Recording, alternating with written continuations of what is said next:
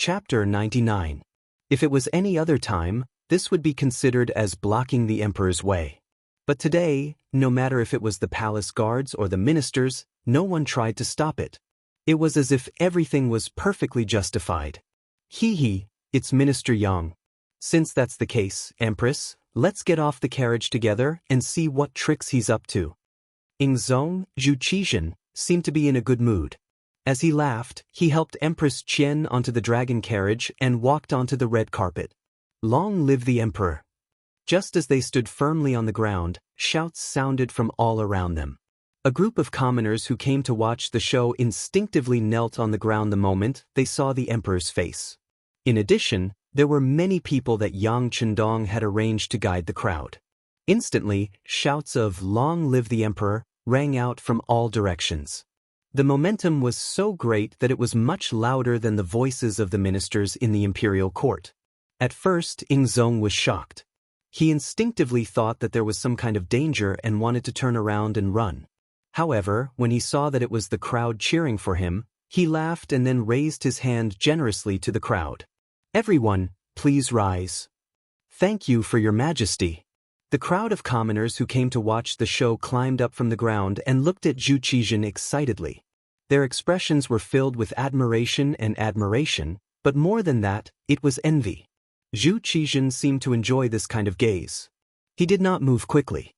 It felt as if he was taking care of Empress Qian, but in reality, he was enjoying this moment of being the center of attention. Yang Chendong acted as if he did not know about this. He led the way in front and looked left and right from time to time. He used his insight to see if there was any danger in the surroundings. Even though the area was already filled with spies from the Eastern Faction guards and the embroidered uniform guards, and the Security Bureau had also sent out quite a few people, it was better to be safe than sorry. If something really happened to Zhong today, even if he didn't flee, he would still revolt.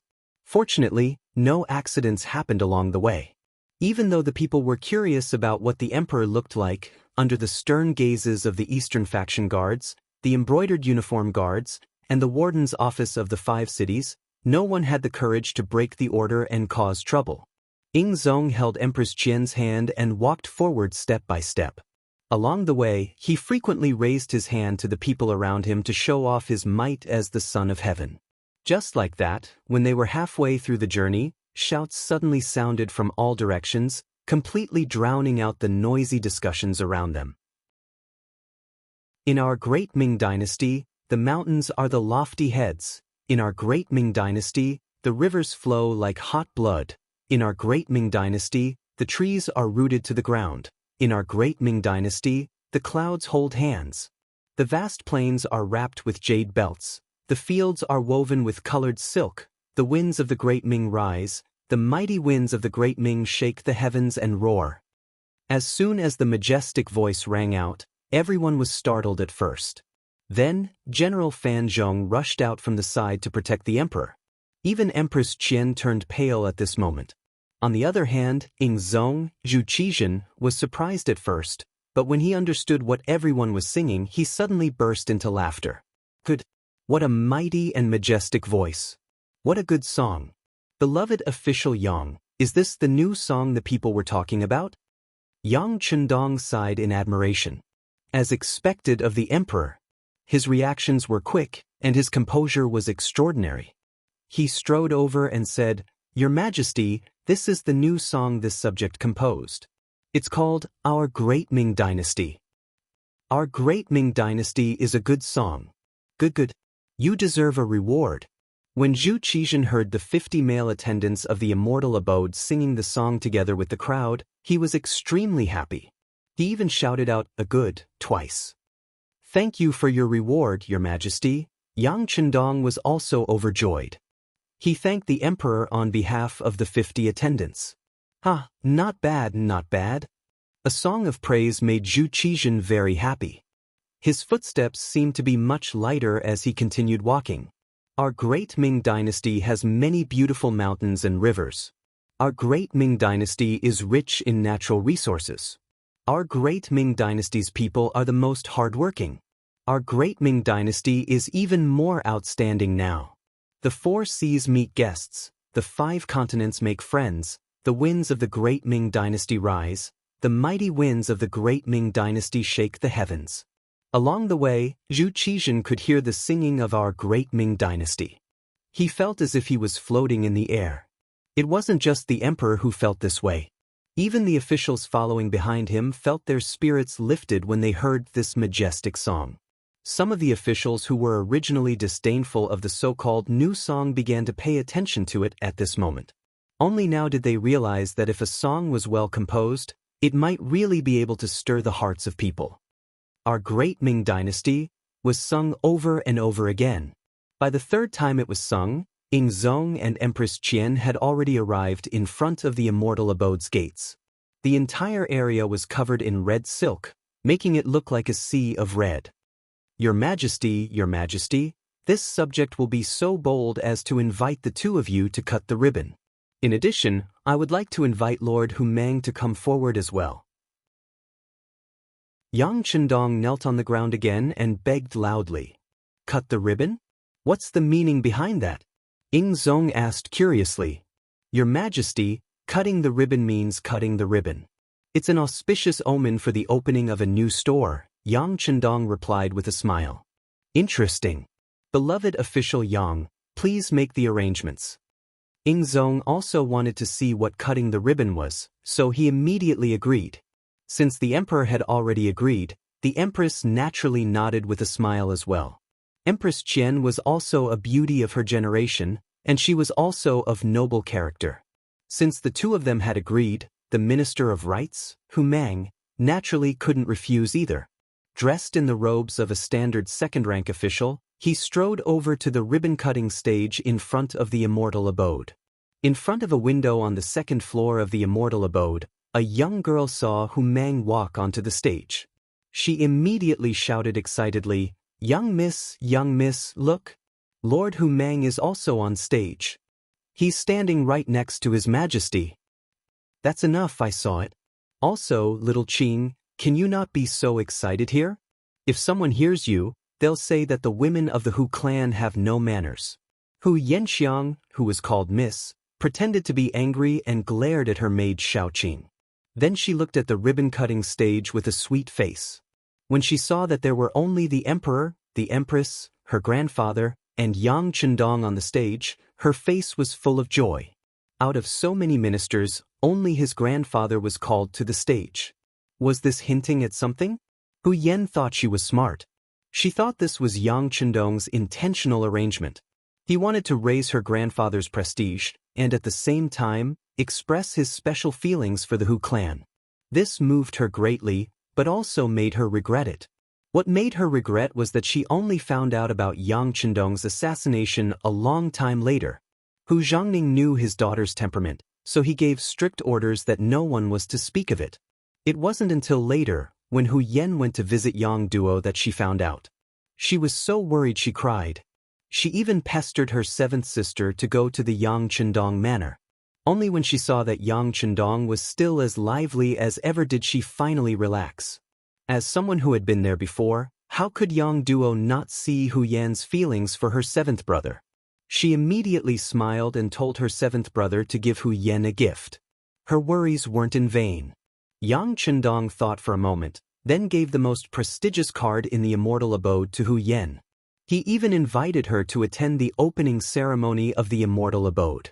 With this card, Hu Yan had special privileges. Before the Immortal Abode was opened to the public, she had the right to enter in advance. As a result, she was the first to witness the prosperity of the Immortal Abode. Today, she even brought her servant little Qing with her to the 2nd floor of the Immortal Abode. She found the best vantage point to watch the opening ceremony. Hu Yan's heart was filled with sweetness. However, what she didn't know was that Yang Chendong hadn't invited Hu Yan to the stage because of her. Instead, it was because Hu Yan was the oldest among the civil officials. He was already 73 years old. Out of respect for the elderly and love for the young, he invited Hu Yan to the stage. In truth, Yang Chendong had also wanted to invite Duke Ying, Zhang Fu, to the stage. He was already 73 years old, but after considering that he didn't get along with Wang Zhen and the others, He didn't want to cause any more trouble. On the stage, Yingzong, Empress Qian, Hu Yan, and Yang Chendong had just taken their places when 4 women in kipeos walked out of the Immortal Abode's main entrance.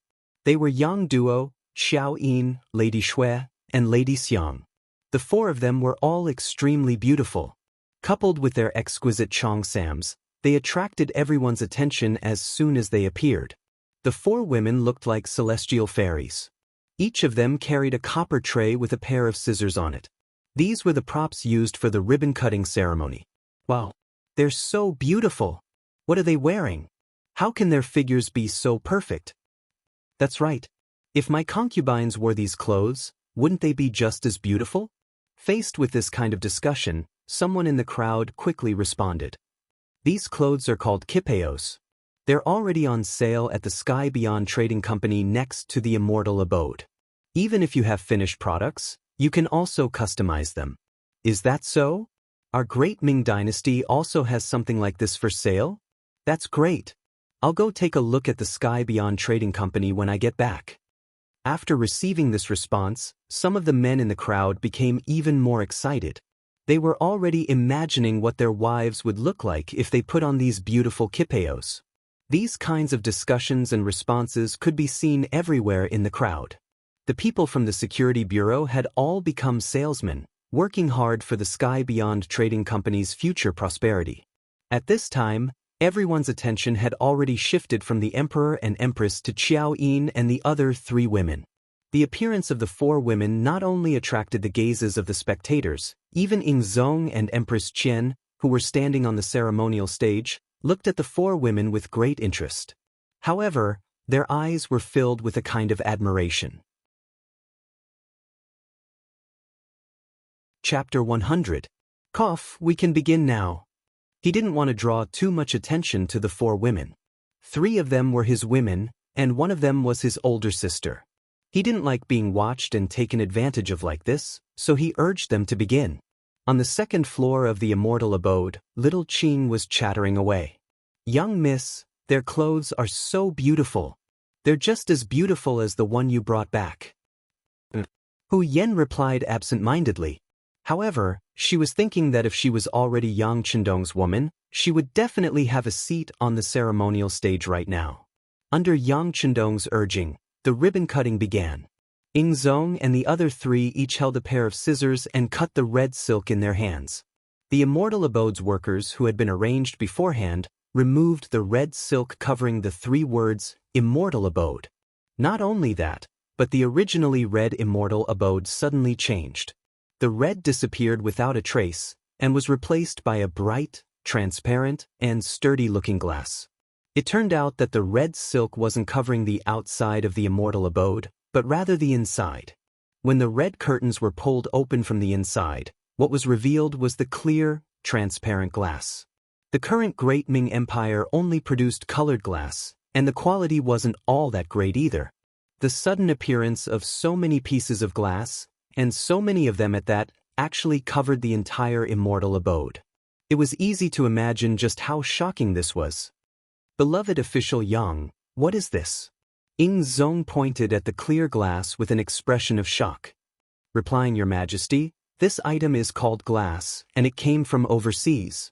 It is transparent, and can be seen from the inside, and can also be seen from the outside. It also has the ability to block wind and rain.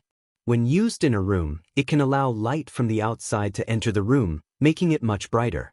In winter, it can even allow sunlight to enter the room, making it much warmer. Yang Chendong had long since expected this question, so he gave a simple answer. Good stuff. Yingzong couldn't help but sigh after hearing this. It's a good thing, but it's a bit too expensive. Just the glass used to decorate the Immortal Abode alone cost over 100,000 taels of silver. If the scale of the project is even larger, I'm afraid the cost will only increase. Yang Chendong was afraid that Yingzong would ask for an exorbitant price and wanted to use glass to decorate the palace. Therefore, he immediately asked the question. Sure enough, after hearing how expensive this thing was, just the Immortal Abode alone cost over 100,000 taels of silver. If it were to be installed in the entire imperial palace, even tens of millions of taels wouldn't be enough. He couldn't help but suck in a breath of cold air. Then he turned to Hu Ming and said, "Minister Hu, go back and supervise the Ministry of Works. See if they can produce such transparent glass." "Yes, Your Majesty." Even though he wasn't the Minister of Works, Hu Shao still felt that the possibility of him creating one was too low. But since the Emperor had spoken, he naturally had to agree first. "All right, Your Majesty. Now, please enter the main hall of the Immortal Abode. There is still a program waiting for Your Majesty's personal evaluation." Yang Chendong didn't want to waste too much time on the matter of glass. He immediately invited the Emperor and Empress inside. "Understood." As soon as he heard that there was still a program, Ingzong immediately ignored the matter at hand. With a smile, he walked with the Empress into the Immortal Abode. While the officials were still curious about the effects of the glass and how it was produced, they saw the Emperor enter the Immortal Abode. One by one, they followed him in. As soon as they entered the main hall, they were greeted by the sight of a glass tower that made them gasp in surprise. Calling it a glass tower wasn't correct. It was more like a champagne tower. There were 5 floors in total, divided into a triangular shape. There were 35 transparent champagne glasses arranged on each floor. At the very top, there was only one glass. The further down one went, the more glasses there were. "Beloved Minister Yang, what is this?" Ingzong pointed at the transparent and exquisite glass tower with a curious expression. He'd originally thought that as the Emperor, he was already used to seeing all sorts of strange things in the world. However, after coming to the Immortal Abode today, he finally realized that there was no limit in the universe.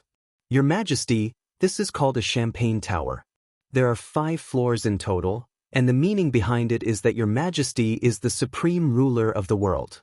At that time, when the champagne is poured from the top, the drink will flow down from the first cup at the top until all the cups are filled with champagne." Yang Chendong explained in detail, causing Ingzong's eyes to brighten up. His curiosity was also piqued. "Beloved Minister Yang, is there any explanation for pouring the champagne you speak of? Is it possible for us to do what we wish to do?" Ingzong asked playfully. "Naturally. Your Majesty is the supreme ruler of the world, so this matter should naturally be left to you. Servants, bring out the champagne." Yang Chendong laughed heartily as he waved his hand. A female attendant dressed in a black qipao immediately walked over and placed several large champagne bottles in front of the 6th young master. Yang Chendong handed a bottle filled with champagne to Ingzong and said respectfully, "Your Majesty, please." He'd only asked out of curiosity. He hadn't expected Yang Chendong to agree so quickly. Now that he noticed that the officials had already walked into the hall, if he slipped up and spilled the champagne everywhere, wouldn't he become a laughingstock? Ingzong was a bit hesitant and didn't immediately take the bottle. Yang Chendong seemed to have noticed the Emperor's awkwardness. He smiled and said, "This subject is so bold as to ask Your Majesty, Empress, and this subject to do this together." This was equivalent to sharing the risk. If something went wrong, they could push the blame onto Yang Chendong. Ingzong was overjoyed when he heard this. Today is an auspicious day for the Immortal Abode's grand opening. Everything will naturally be decided by Minister Yang. We will allow it. "Thank you, Your Majesty." Yang Chendong had a flattered expression. Then he took 2 more champagne bottles. After the 3 of them took one each, they stood in 3 different directions. Then, they raised the bottle and poured the champagne into the first glass on the champagne tower. Empress Qian and Ingzong imitated Yang Chendong's actions. They also raised their champagne bottles and poured the champagne into the tower. Pure champagne immediately flowed out, releasing a fragrant aroma and covering the entire tower like flowing water. The sparkling and translucent champagne flowed like a waterfall, covering every single glass and filling it to the brim. This scene caused the officials to cry out in surprise and cheers. Yang Chendong had already tested this champagne tower countless times to ensure its safety. So, regardless of whether this was the first time it was poured or not, there wouldn't be any problems. At first, Ingzong was very careful when pouring the champagne. However, after discovering that there were no problems, his courage grew, and he poured the champagne much faster. In the end, he was actually the first one to finish. Naturally, Wang Zhen and the others cheered loudly. After Empress Qian and Yang Chendong finished pouring the champagne in their hands, the 25 glasses in the tower were filled to the brim. Then, the sixth young master asked the emperor to take the first glass at the top. Empress Qian took the second glass, and Yang Chendong took the third. The other officials also stepped forward and took the 25 glasses according to their rank. Even so, there were still some officials who didn't get a glass of champagne. However, it was fine. Yang Chendong was already prepared. He waved his hand in the distance, and a row of male and female service staff wearing black waistcoats and black cheongsams walked over. Each of them held a silver platter in their hands, and on the platter was filled with champagne. Soon, everyone had a glass of champagne in their hands. Yang Chendong saw that the time was right, so he raised his glass and said loudly, "For the prosperity of the great Ming dynasty, I invite everyone to drink this glass. Your Majesty, please. Please, everyone, let's drink together." Zong was in a good mood. He laughed and raised the champagne in his hand. "Your Majesty, please." The officials also gave him face and drank in unison. Then, they poured the champagne in their hands into their mouths. When it entered their mouth, it was sweet and refreshing. The taste was very comfortable, and after drinking it, everyone had a lingering aftertaste. "Not bad, this thing tastes very good." Zong had eaten all kinds of delicacies in the world. It was already not easy for him to give such an evaluation after drinking the champagne. Of course, with Zong's evaluation, it would be difficult to sell champagne in the future. After the champagne celebration, Yang Chendong personally led the emperor and empress to the second floor of the immortal abode. The other officials of the third rank and above were led there by the service staff. Those of the third rank and below could only stay on the first floor. Fortunately, they weren't receiving outsiders today, so the place was quite spacious. The private rooms could be filled as many people as they wanted. On the second floor, Yang Chendong led Zong to a private room with the best view on the left. The room was about 70 to 80 square meters in size, and it even had a private washroom. There was a soft sofa, a wine cabinet, a table and chairs, as well as a bell tied to a string. Zong pointed at the bell and asked curiously, "What's this used for?" Replying, "To your Majesty, this is a bell. If there is any need, as long as you pull it gently, there will soon be service personnel outside." Yang Chendong reached out with a smile and pulled it casually. Immediately, a crisp bell sounded. Not long after, a voluptuous female attendant dressed in a black qipao walked in. "How may I help you, esteemed guest?" "Tell Madame Shui to prepare a song and a performance," Yang Chendong said with a smile as he watched the female attendant walk in. After answering, the female attendant left, swaying her hips. Zong, who was watching from the side, nodded repeatedly. "Not bad, not bad. This is a good idea. Sir, we can also put something like this in our study. It will be much more convenient if we need someone to wait on us."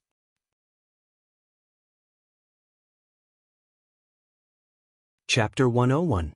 This servant obeys. Wang Zhen, who was serving at the side, hurriedly replied. On the other side, in the best private room on the right side of the second floor, Yang Chendong's eldest sister, Yang Fei, was accompanying Emperor Qian on the soft sofa and chatting. Yang Fei's health was not very good recently. Yang Chendong had been in the capital for a period of time, but he had not had the time to visit her. It was only when she had recovered recently that he could leave. Then he would arrange such a mission to accompany Emperor Qian. As the eldest daughter of Yang Rong, Yang Fei was already 40 years old. However, because she had taken good care of herself and had inherited her mother's good looks, she looked graceful and luxurious. Sitting together with Emperor Qian, they could chat together. Similar to the men's private room, there was a separate bathroom and soft sofa. But what was missing was the wine cabinet, and what was replaced was an indoor swing. In this place, there was no wind or rain, and no one would notice, so they could swing as they pleased. It made people feel relaxed and happy. In addition, there was an extra chess table, which could be placed on several types of chess for people to use. If the guest needed it, They just had to pull the bell, and the service staff would send the required chess into the private room. For example, there was checkers. It was a type of chess that could be played by 2 to 6 people at the same time. The chessboard was hexagonal, and the chess pieces were divided into 6 colors. Each color had 10 or 15 chess pieces, and each player occupied a corner and had a chess piece of one color. Checkers was a board game that was widely spread and suitable for all ages. Gamoku. Not only could Gamoku strengthen one's thinking ability and raise one's intelligence, but it was also rich in philosophy and helped to cultivate one's mind. Moreover, the game was simple. As long as the 5 pieces were connected together, the horizontal and vertical lines could be counted. Modern poker and mahjong. These quickly became one of the favorite programs of the VIPs. At the same time, in order to take care of women, there were many drinks that women could eat on the menu. Men mainly drank tea and wine. Tea drinks, including single tea leaves and tea drinks prepared based on them. For example, ancient tea, bubble black tea, milk tea, fruit tea, etc. For example, Tiguanyin, Dahongpo, Longan red date tea, pearl milk tea, etc. Compared to that time, there were now beer and red wine. Beer was mainly made from sprouted barley or wheat, also known as malt. Red wine was mainly made from grapes, salt, and sugar. Far away in Crimson City, there was already a winery. Currently, it had been successfully developed and was in the midst of mass production. When they opened for business, the first batch of wine arrived. Although the quantity was still not a lot, the price was high, so it was barely enough. When the production was expanded in the future, the problem of quantity would naturally not be a problem. Presumably, at that price, most people would only be able to taste it. Not many people would be willing to spend so much money to reach a certain level. There were even more types of women in this aspect, and they were mainly divided into 4 categories. Layered drinks, 30 g of seedless melon pulp, 20 g of pineapple jam, 10 g of milk. He squeezed the watermelon juice and poured it into a cup. Add a little water to the pineapple jam and squeeze the juice. Take a clean glass and fill it with ice cubes. When all the ingredients are ready, pour all the ice cubes out of the glass and pour the milk into the glass slowly. It's best not to pour it on the glass wall. Then, use a spoon to slowly pour the watermelon juice into the glass, and finally the pineapple juice into the glass. This way, the layered drinks were completed. The most important thing was that the density was controlled well. Carbonated drinks, or soft drinks, as they were commonly known. For example, cola, Sprite, soda water, etc. They were named Coca-Cola, Gianlibo, etc. Fruit and vegetable juices. Based on their characteristics, they could be divided into concentrated fruit juices, syrup juice, freshly squeezed fruit juices, diluted fruit juices, etc. They were named apple juice, orange juice, peach juice, etc. Milk drinks were drinks that contained a certain amount of fat and were made from it. For example, milk, soy milk, milkshakes, etc. They were named fresh milk, raw milk, sweet milk, walnut milk, and so on. There were already so many variations on the drinks, let alone the food. With the help of MSG, cooking wine, meat powder, and other condiments, the Immortal abode's food was even better than the palace's.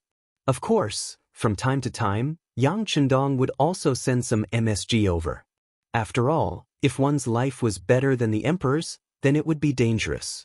Sigh, my 6th brother has always liked to mess around since he was young. Look at all the things he's made. As his big sister, I don't even know what to say. Yang Fei smiled helplessly as she looked at the menu of food and drinks. But if one looked closely, they would be able to see the pride and gratification in her eyes.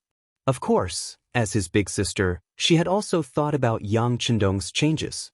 When he was young, her 6th brother was the most honest of people, the type who only knew how to study every day. But after he grew up, he changed so much that she couldn't recognize him. Fortunately, one was married in the capital, while the other was living in the Yang clan's old residence in Jianing Prefecture. After not seeing each other for so many years, it was normal for people to change. Even though Yang Fei spoke of helplessness, her face was filled with pride. When Empress Chen saw this, she smiled and said, "Yang Shima is a man of good fortune." As soon as he arrived in the capital, he brought the great Ming's auspicious potato. Now, he's created this immortal abode. He truly is a man of ability. Even His Majesty praises him from time to time. That's because of His Majesty and Empress Qian's good fortune. How could it be the work of a little brat like him? Yang Fei naturally didn't dare take credit for her sixth brother. The current world was under the rule of the Zhu clan. It was only right for them to be respected. By the way, Madame Wang Yang Fei is married to Wang Meng. Is Yang Shima married yet? Empress Qian asked casually. Perhaps this was a common problem for women. When they gathered together, they would always gossip about others. I really didn't ask him. But I don't think so. Otherwise, he wouldn't have kept such an important matter from me, his big sister, Yang Fei said with a smile. Her little brother had grown up and was about to start a family. He was no longer the snot-nosed brat of the past. Not far from the Empress' private room, Yang Duo and Hu Yen had also reserved a room. The two of them had already lost count of how many times they'd rung the bell. There were many empty cups in front of them, and they looked like they wanted to try all of the drinks in the immortal abode today. I can't anymore, big sister Duo. I can't drink anymore. Hu Yen rubbed her round belly as she sat on the sofa and weakly shook her head. Her eyes were big, but her belly was small. She'd originally thought that she had some strength, but when she really started drinking, she realized that these things were really bloating. Even though there was a bathroom in the private room, she still ended up drinking until she was full. No matter how good the drinks were, she could only sigh. I can't either. Yang Duo also shook her head and sat down on the sofa. Then her body half collapsed. These things are too delicious. I don't want to give up on any of them, but I can't finish any of them. I can't continue to waste them like this. Hu Yen couldn't help but laugh when she saw the usually dignified Yang Duo acting like a little girl. Big sister Duo, you're still afraid of wasting things? With such a capable little brother, you don't have to worry at all. That's enough. Are you praising me? Or are you scolding me? I'm basking in your glory today. If you didn't have a supreme card, we wouldn't be wasting things like this. Right? Even I, as your big sister, only have a gold card with 5,000 taels of silver in it. How did you get a supreme card that doesn't cost you anything? Yang Duo retorted. At the same time, she stared at Hu Yen, waiting to see how she would respond. Big sister Duo what are you talking about? Hu Yan's face instantly turned red after being hit on her soft spot. Right at this moment, the sound of music came from the stage on the first floor. Hu Yen used this as an excuse to lean against the transparent window and look down. She could see everything on the stage clearly, so she said, Big sister Duo the performance is about to start. Let's watch it together. This little girl.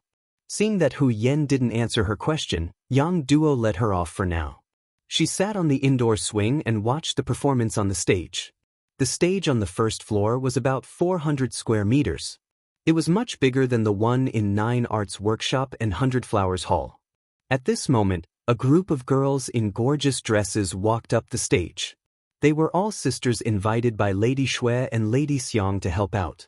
They all had a foundation in dancing. Of course, they also became talents in Yang Chendong's eyes. It wouldn't be long before they became part of the Yang manor. The girls surrounded Lady Shui, who was wearing a festive red cheongsam, as she walked up the stage. She looked like a red flower set off by the green grass. She was so beautiful and beautiful at this moment. Wow. She's so beautiful. After seeing Lady Shui's new outfit, the people upstairs and downstairs couldn't help exclaiming. Even in the private room where the emperor was, Zhu Qizhen kept nodding. He asked Wang Zhen, Sir, is it because of this woman that Xixing wants to kill Yang Shima? Yes. Hearing this, Wang Zhen felt cold sweat trickling down his forehead. After that incident, Yang Chendong said that he wouldn't pursue the matter. Wang Zhen locked Xixing up for a while and then let him out. That night, his right leg was chopped off by Hu Changning, the town supervisor of the embroidered uniform guard, who was in a hurry to save someone. Because he didn't respond in time, when he came out, his legs were unevenly spaced, and he walked with a slight limp, becoming a real slope. This made Xining very unhappy. He once told others that if he had the chance, he would teach Yang Chendong a lesson and make him like this to vent his anger.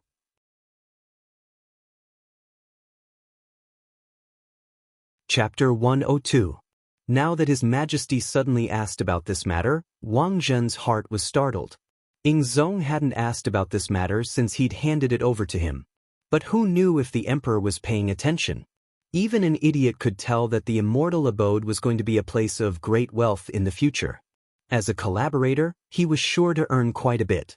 Even if it was for his own sake, he had to ensure Yang Chendong's safety. From the looks of it, he needed to remind Xining not to go overboard. Otherwise, it wouldn't look good on everyone. When Yingzong heard Wang Zhen's ambiguous answer, he smiled and said, "This girl is so beautiful. It must be said that this Yang Shima has profited from a disaster. It's not wrong for him to suffer a blade for this matter." Yes, your Majesty is right. One who survives a great disaster is bound to have good fortune in the future. Wang Zhen nodded and bowed in agreement. On the stage below, the dancers took their positions and made their preparations. All sorts of joyous music rang out. After a joyous prelude that no one had ever heard before, Madame Xue finally opened her mouth and sang loudly, "AI. Happy gongs and drums bring out the annual festivities. Beautiful dances bring out the jubilation of the solitary sky plains. The sun paints today red, and the flowers of life are our smiles. AI. Today is a good day. Anything you wish for can come true. Tomorrow is a good day. When we open our doors, we welcome the spring breeze."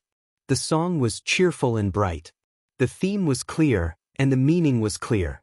As soon as the song was played, everyone who heard it couldn't help but nod their heads. Choosing such a new song as the opening dance was just perfect. Coupled with the dance of those dancers, it gave people a visual impact and enjoyment. It was indeed the most appropriate scene. Madame Xue was also extremely excited. Wasn't this a performance for the emperor and all the other officials? Back when she was in Hundred Flowers Hall, these people couldn't come because of their status. Even the fragrance of wine was afraid of the depth of the alley. But now, with the immortal abode as a platform, not only did they not feel the slightest bit embarrassed, they even felt honored. Things were just that miraculous. After the sixth young master took care of it, it was still the same thing, but it had a different ending and influence. Madame Xue was so excited that she tried her best to sing the song. She made the song sound festive, which attracted the applause of the people upstairs and downstairs. Some of the young officials were so happy that they even forgot that the emperor was not far away. They kept shouting that they wanted to reward them. It wasn't until one of their colleagues reminded them that they remembered that they were in the immortal abode, not the red light district they frequented. They all broke out in cold sweat, which made them look rather cute. In less than a cup of tea's time, the song ended. Madame Xue bowed to the audience upstairs and downstairs to express her gratitude, and then left the stage. Soon, two waiters in black jackets placed a small square table on the grandstand. There was a fan on the table, which was very eye-catching. It was time to prepare for the storytelling. But at that time, people had never seen such a thing. Storytelling was also a product of the late Qing and early Ming dynasties. For a time, no one knew what it was for. They didn't recall seeing anything like this in the repertoire they'd seen before. Just when everyone had not completely recovered from the good days and did not understand what was going to happen next, Yang Chendong strode onto the stage in a black robe. Yang Chendong's appearance immediately attracted everyone's attention. Everyone couldn't help but wonder, what's going on? Could it be that Yang Shima was going to perform like an actor? Is he really going to disregard his status like this? People's views were the hardest to change. Even after seeing how different the immortal abode was, it was still the same. Yang Chendong was already prepared for this, so he didn't bother to explain himself. He strode onto the stage and stood behind the small table. Then he reached out and grabbed the table. He raised it up high and smashed it down. Bang! The sound of the impact jolted many people out of their reverie. Today, the Emperor, Empress, and hundreds of officials have come to congratulate the immortal abode on its grand opening. In order to express his gratitude, Chen Dong decided to tell a story. Whether it was right or wrong will depend on the benevolent and the wise. Alright, let's begin. He brought up the emperor, saying that he was only going on stage because Ing Zong was here. For a moment, no one could criticize him. As everyone's attention fell on Yang Chendong, wanting to see what kind of trick he was going to play, the table was smashed down again. Dao de 3 sovereigns and 5 emperors, scholarly fame, Empress Xia, Empress Shang and Zhou, the 5 hegemons of heroes and hegemons of spring and autumn, rise and fall in an instant. A few lines of names in the history of the Qing dynasty, countless barren hills in the northern sea, the fields of the predecessors, the lands of the descendants, are said to be a fierce struggle between dragons and tigers. There was a pause as soon as the word battle was spoken. Yang Fu, who had long since prepared himself, led a group of attendants to applaud and cheer loudly. Good. With someone leading the way, a few of the officials were also shocked by the opening poem. They all began to cheer in unison. Yang Chendong began to speak amidst the cheers. Starting today, we will talk about the 3 kingdoms. The first chapter is called The Great River Flows East. What era was the 3 kingdoms? It was an era of turmoil and suffering, but it was also an era of heroes. We know that ever since Qin Shi Huang annexed the world, a unified country was established in this place. The Qin and Han dynasties were both unified countries. At the end of the Eastern Han dynasty, before the unification of the Western Jin dynasty, there was a special period. This is what we usually call the 3 kingdoms. Cao Cao once wrote a poem about this era. White bones are exposed in the wild, and there are no chickens for 1,000 miles. But at the same time, it was also an era of heroes. Only when the sea was turbulent can the true colors of heroes be revealed. In such an era, many people sacrificed their intelligence for the reunification of the country. For example, the ambitious and bold Cao Cao, the dedicated Zhuge Liang, the elegant and carefree Zhou Yu, the tenacious Liu Bei. As soon as Yang Chendong spoke, the people who did not understand what he was going to do immediately quieted down. They could tell that this was the story that the 6th young master was going to tell. Moreover, he was going to tell it in a way that they had never seen before. But it had to be said that this kind of format was very attractive. In less than a quarter of an hour, Yang Chendong began to immerse himself in the history of the 3 kingdoms. The entire immortal abode quieted down. Everyone's thoughts seemed to be driven by his mouth. Even some of the women who did not like history listened attentively. On the 2nd floor, in the private room where Hu Yen was, the maid Xiaoqing could not help saying as she looked at the young lady who was staring at Yang Chendong through the glass. Dong Shuai is so impressive. He speaks so well. Even I can understand a lot of things. Don't say anything. Hu Yen suddenly turned around and gestured for Xiaoqing to keep quiet, giving her a fright. After turning around, Hu Yen turned around and stared out the glass again. Her face was filled with admiration, longing, and even pride. This was the man she liked. He would always be the best and most outstanding. In the immortal abode, Hu Yen wasn't the only one. There were also a few of the family members of the officials who had been invited, especially the unmarried girls. They were all staring at Yang Chendong with wide eyes. It had to be said that having a private room and glass was a good thing. They didn't have to worry about others seeing them. Their gazes could become unbridled. To hell with the gentlemanly behavior of a gentleman.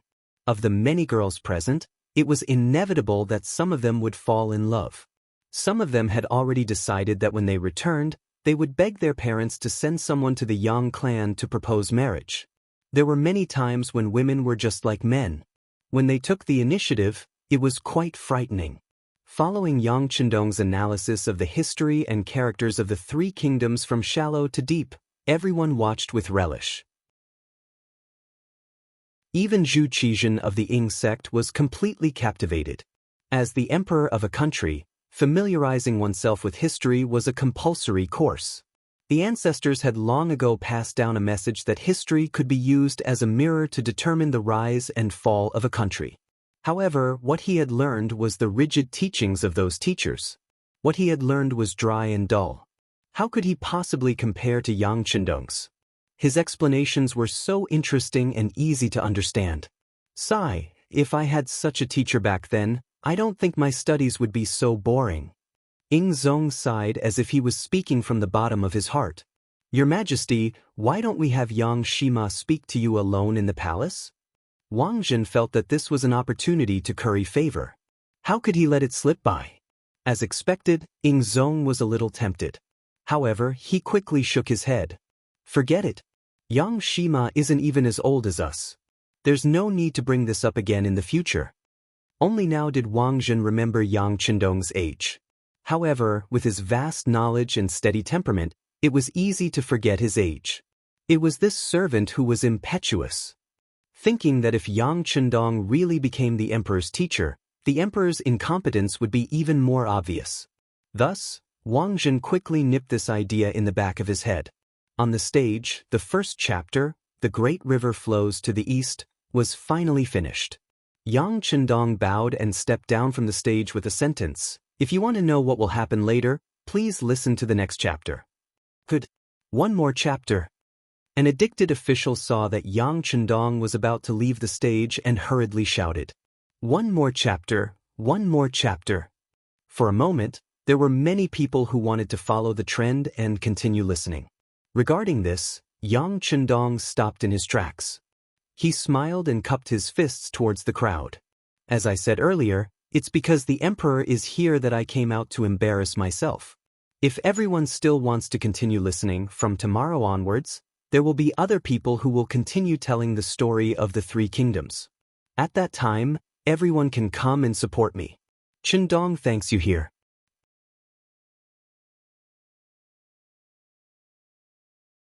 Chapter 103. He cupped his fists and saluted the crowd, then walked off the stage with large strides. No matter what, he was still a dignified official of the 5th rank. How could he possibly tell stories for fun? The reason he was the first to do so was because the Immortal abode had opened for business, and the emperor had personally come. He wanted to express his stance, and also because he wanted to earn the reputation of being the progenitor of storytelling.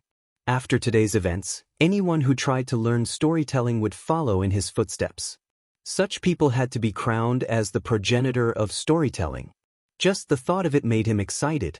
Yang Qindong walked off the stage, and in his place, many people walked onto the stage. Soon after, the narrator's voice rang out. Next, please enjoy the large-scale musical, The Legend of the White Snake. The first scene of the musical was a shepherd boy saving a snake. The voice was spoken by Madam Snow, who had the best voice. It was a pleasure to listen to. Soon after, a child dressed like a shepherd boy walked onto the stage, followed by a snake catcher with a bamboo basket on his back. As the two of them appeared, the narrator continued to explain. Bai Suzhen was originally a little white snake that cultivated in the wilderness. One day, the little white snake was captured by Snake Elder and was almost killed. Fortunately, she was saved by a little shepherd boy who was passing by. Su Zhen secretly swore that this life-saving grace would forever be engraved in her heart. Time passes easily in the mountains, but the world has been prosperous for thousands of years. After 1,700 years of cultivation, Su Zhen finally shed her snake body and was able to transform into a human form. Originally, she wanted to go to Mount Amei to continue her cultivation. However, after being guided by Guanyin, she remembered that there was still a relationship in the world that had yet to end. Following Guanyin's guidance, Su Zhen came to Hangzhou's West Lake to look for the benefactor of her previous life. As the narration reached this point, a burst of exclamations suddenly came from the stage. It turned out that bursts of white fog had suddenly appeared. Everyone who had never seen such a scene before was shocked. They did not know what was going on. Some of the quick-witted ones even opened their mouths, ready to shout out the word, flood, at any moment. However, just as everyone's faces were filled with confusion and even panic, a young and beautiful woman dressed in white walked out of the white fog. Her fringe was slanted in front of her forehead, revealing part of her forehead, which made her look even more feminine. She was White Lady, played by Lady Xiang, who had shocked the world with her dance. As soon as Lady Xiang appeared in the gradually dissipating white fog, she immediately attracted everyone's attention. Some of the officials even had their mouths and eyes wide open. Saliva even flowed out from their chins. After the stunning appearance, Lady Xiang's equally beautiful voice was also brought into full play. By Suzhen at the foot of Mount Qingqing, I've cultivated my body in the cave for 1,000 years. But I've worked hard to achieve the Tao, and I've been reborn into a human being. But wholeheartedly following the Tao without any distracting thoughts, converting to the three treasures and abandoning the mortal world. But I beg the Bodhisattva to enlighten me and save my chastity. Ha ha ha ha. Lady Xiang, like Lady Shui, was soon remembered by everyone with the poem, The White Quality at the Foot of Mount Qingqing. In the women's private room on the second floor, Hu Yan looked at Lady Xiang with some envy and murmured in her heart, "Shameless, shameless. How many women have you had? Should I also hurry up?" Suddenly, Hu Yan stood up abruptly and pulled Yang Duo, who was staring at the stage, and said, "Seventh sister? Where is eldest sister? I want to see her." "Eldest sister is in the room next to us," Yang Duo said without looking back. At this time, even if there was an urgent matter, she couldn't delay her from seeing White Lady. On the stage, little Qing, who was played by the maid Chun Tao, also appeared. Then it was Cui Na, the former brothel keeper of the Jiu Arts Workshop, who was dressed as a man. After changing into a man's dress, she looked so delicate and handsome, which immediately attracted the hearts of many young ladies among the officials. Cui Na, who was in her 20s, originally thought that her career on stage was over long ago. She didn't expect that the sixth young master would give her such an opportunity. She naturally cherished it very much. Whether it was her lines or lyrics, she had practiced them many times in private. She had also prepared for today's appearance for a long time. When she saw the fervent gazes all around her, she knew that she had succeeded this time. The three women appeared, and for a moment, everyone was talking to each other. White Lady's dignified beauty, Su Xian's honest kindness, and little Qing's lively cuteness were all perfectly displayed by the three of them. They became the classics of the day. When everyone's eyes fell on the stage, Hu Yan walked out of the private room and went to the room next door, where Empress Qian and the eldest sister of the Yang clan, Yang Fei, were. Good performances were endless, good food was endless, and good wine was endless. During the performance of White Lady's legend, lunch was sent to the various private rooms. The sight and taste were both enjoyable, and it made many people feel that the immortal abode was truly worthy of being called a place where immortals resided. After White Lady's legend, new songs were played one after another. Exploring Qingshui River, Friends, Wishing We Last Forever, Many Stories in a Small Town, and so on. These were all songs that had been circulating in the capital in recent days, as well as new ones. For a moment, the audience was filled with joy. Many of the young master's young ladies from important officials' families had even made up their minds. When they returned, they would withdraw money to buy membership cards. This immortal abode was simply too fun. This was especially true for the young ladies of the boudoir. They usually stayed at home, studying women's mantras. When would they have the chance to come out and play? And even if they did come out, where would they go? But now, Yang Chendong had given them a place to pass the time, and that was the immortal abode.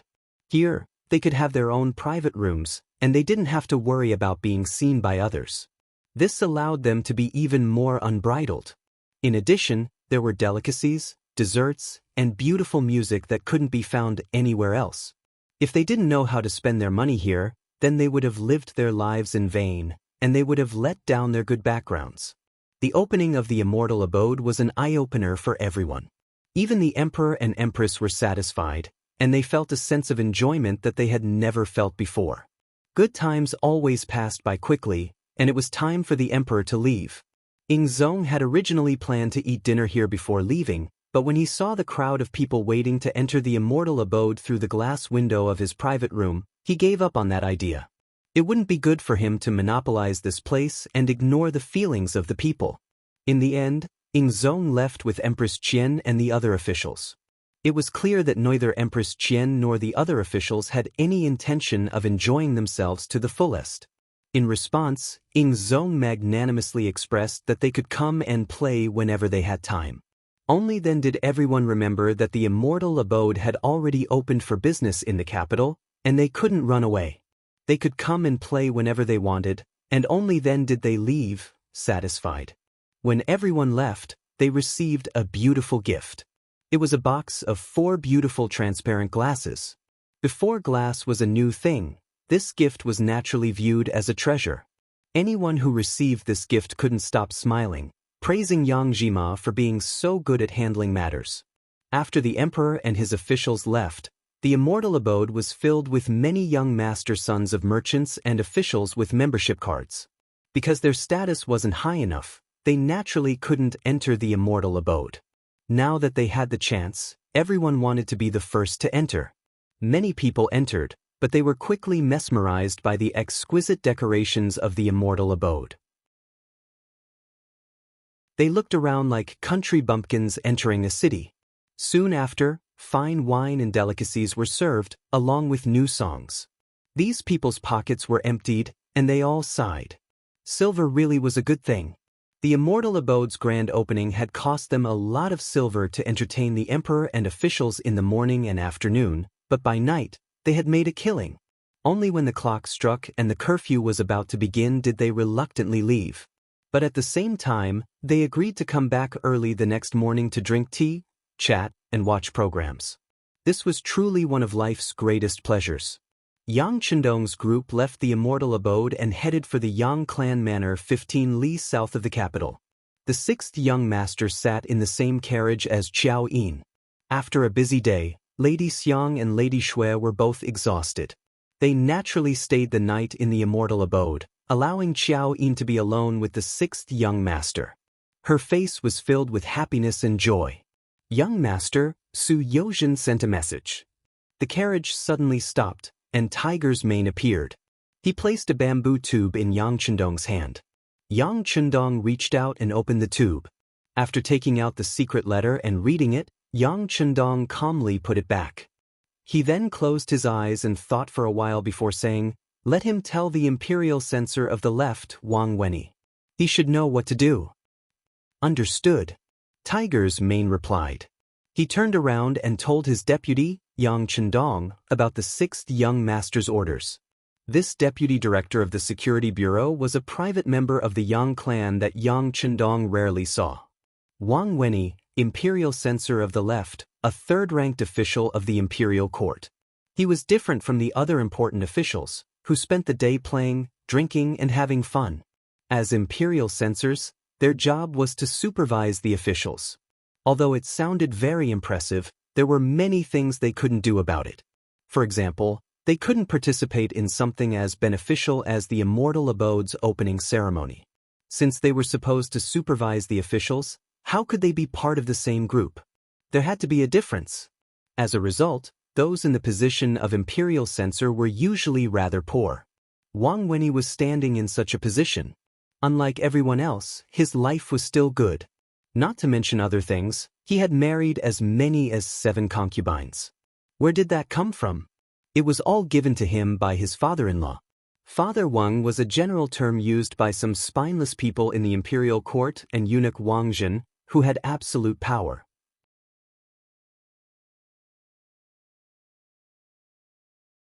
Chapter 104. Since he was called father, he naturally had to submit to someone else. It was precisely because he had submitted to Wang Zhen that he was able to obtain a high position, ride a fine horse, and even have a large group of wives and concubines. He had been given the position of imperial censor of the left in order to control the imperial censorate and prevent anyone from suddenly harming Wang Zhen. Even though he couldn't openly commit corruption like the other officials, he still had money to spend. After court, Wang Lin had nothing to do at home, so he was full of energy. It was now dark, and he was currently admiring the flowers in the courtyard with a concubine he had recently married. His personal attendant suddenly came to report that Su Yozhen, Su Qinghui, had arrived. "Please." A late-night visit was obviously an important matter. Wang Lin waved his hand and had a maid take the concubine away before heading to the central room. Su Yozhen was pacing back and forth in the room like an ant on a hot pan. When he heard the sound of footsteps and turned around to see Wang Lin, He immediately cupped his fist and bowed. "Lord Wang, I have no choice but to disturb you so late at night." Did something happen? Wang Wenyi acted as if nothing had happened, but he was inwardly on guard. "Lord Wang, it's like this. Sun Qing, Dong Kund, Lin Xiangfeng, and Yin Meng, as well as Sichuan Imperial Censor Xinyu, have come to find this lowly official.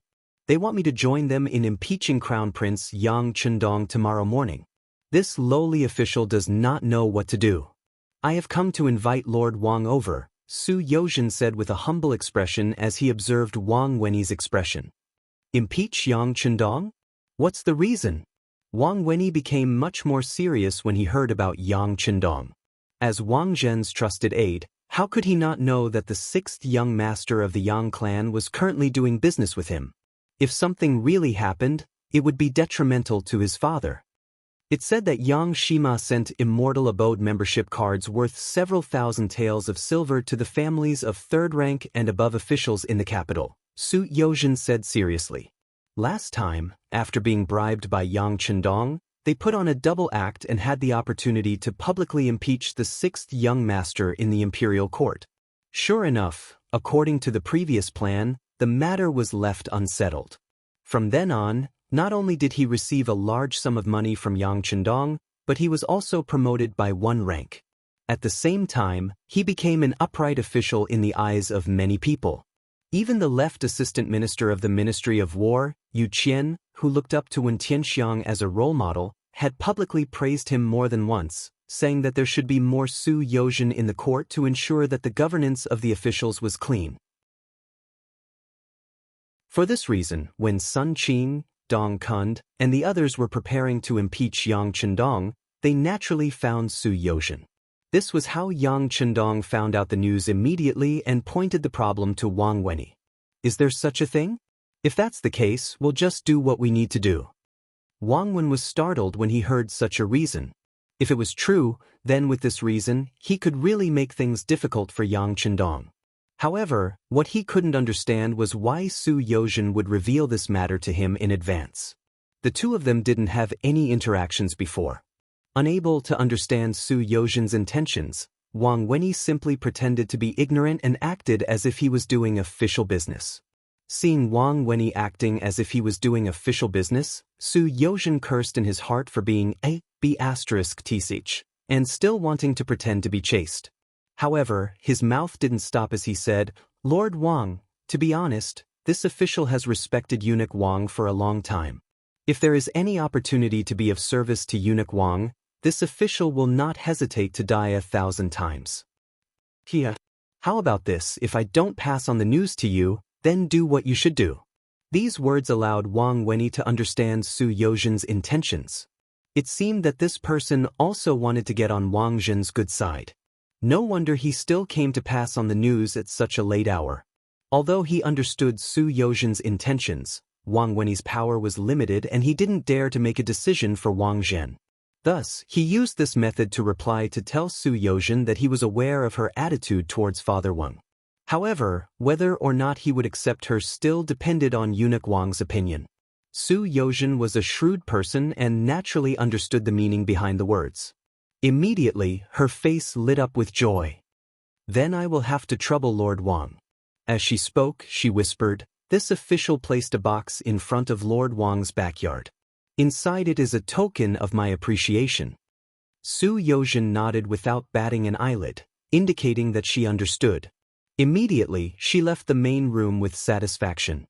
Then, Wang Wenyi called for the housekeeper and asked him to bring in the box in the backyard. Not long after, he saw the neatly arranged 2,000 taels of silver in the box. These taels of silver were enough to cover several years of his salary. Wang Wenyi's face lit up with joy. "Come, change this official's robes. I want to see Father Wang." The capital had long been under a curfew, but for a third-rank official like Wang Wenyi, it was still extremely convenient for him to move around. This was especially so when he was Eunuch Wang Zhen's subordinate. This was already a public matter, so naturally, no one dared to block his sedan. However, he didn't know that in the darkness, there was a pair of eyes watching his every move. It wasn't until he entered the palace that the owner of that pair of eyes left quietly.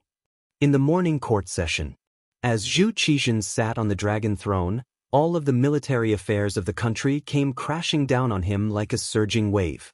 Fortunately, the matters discussed in the morning court session today were all good matters. For example, Deng Maoqi's rebellion in Fujian was basically over. Deng Maoqi was killed in the chaotic battle, and his henchmen were either killed, captured, or escaped. It would be difficult for them to cause any more trouble. Minister of War Kuang Yi had just finished speaking when Minister of Revenue Wang's was said that the potatoes had fully matured. The next step was to distribute the seeds. If the emperor did not have any special requests, then he would have a good talk with Yang Shima about the seed distribution. We don't have any other requests. We just want the potatoes to mature as quickly as possible. Also, we have to prevent the potato seeds from flowing out. Teacher, for this matter, have the East Faction Guards and the Ironclad Guard keep a close eye on it. Ing Zong recalled the warnings that the officials had given him and added on. This official obeys. This old servant obeys. Wang Zhe and Wang Zhen both agreed. Ing Zong nodded and said, "What other matters do you have? Bring them all up." This official has a memorial. Following a shout, Sun Qing, Dong Kund, Su Yozhen, and the other 4 imperial censors all knelt on the ground. When an imperial censor stepped out, nothing good ever happened.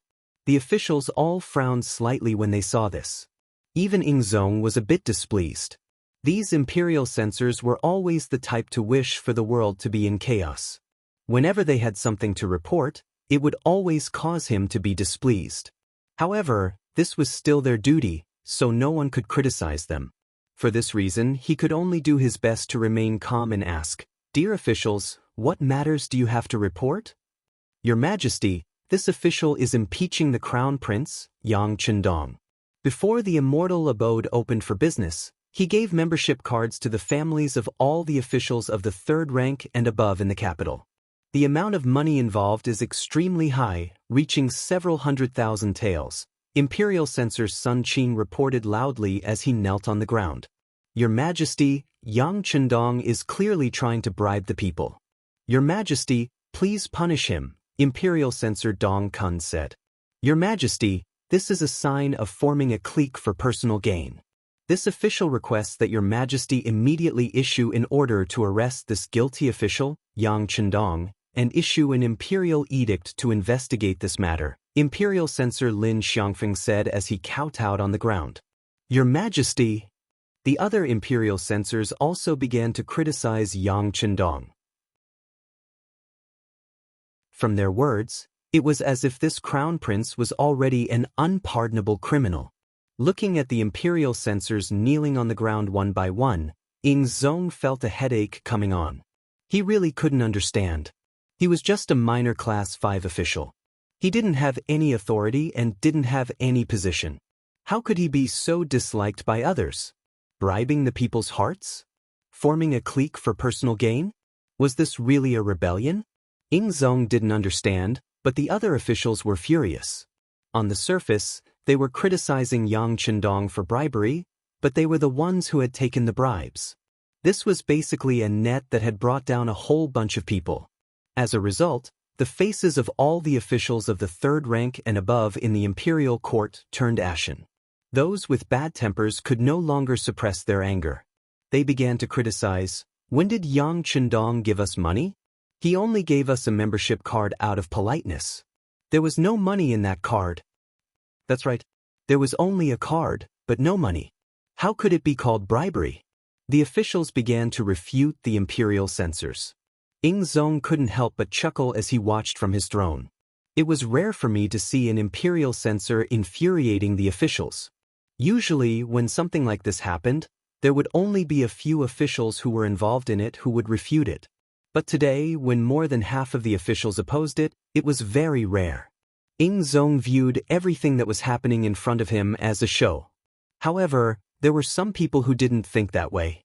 What they were thinking about was why there were people looking for trouble with Yang Chendong today after the Immortal abode had opened for business yesterday. Who had they offended this time? If they hadn't offended anyone, why were there so many imperial censors standing out at the same time? It was obvious that someone had colluded with them beforehand. Otherwise, how could there be such a commotion? The imperial court was divided into 3 groups. One group was composed of the imperial censors who were criticizing Yang Chendong. The other group was composed of the officials who had been implicated. The last group was composed of officials whose ranks weren't high enough and weren't involved. They watched everything unfold in front of them as if they were watching a show. The officials retaliated, and the censors rebutted, saying that they were only speaking on behalf of Yang Chendong because they had received benefits. Truly, everyone had their reasons. Until one person walked out from the class seat, everyone's eyes fell on him at the same time.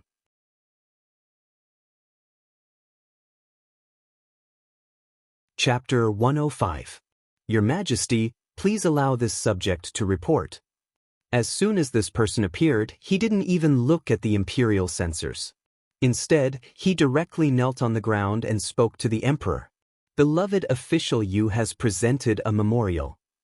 Zhu Qizhen nodded as he looked at this left assistant minister of the Ministry of War Yu Qian, who was rumored to live a very poor life.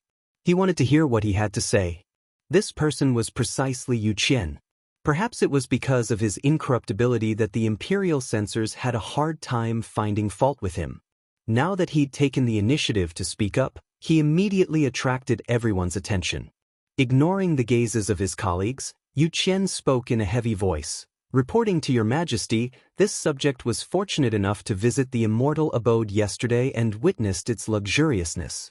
At the same time, this subject also received a membership card for the Immortal abode. Furthermore, this subject took the initiative to check it out and found that it was only a card with no silver inside. These words came from Yu Qian's mouth, and with his character, if he said he'd checked it out, then he must have. No one had any objections to this. Seeing that no one refuted him, Yu Qian continued.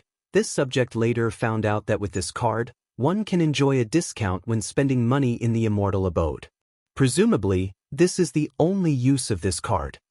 As soon as he said this, Imperial Censor Sun Qing immediately chimed in. That's right, this is the use of this card. If someone uses this card to spend money, they can save quite a bit of silver in one go. In the long run, won't the total amount reach tens of thousands, or even hundreds of thousands of silver? This is clearly Yang Chendong. Before Sun Qing could finish speaking, Yu Qian cut in. Your Majesty, this subject believes that this matter cannot be settled like this. This subject has already said that this is only a card, and that it can only be used if one spends money. As for someone like this subject, my monthly salary is barely enough to support my family. Where would I find the money to spend in a place as luxurious as the Immortal abode? As such, this card's existence is no different from a piece of scrap paper, completely meaningless.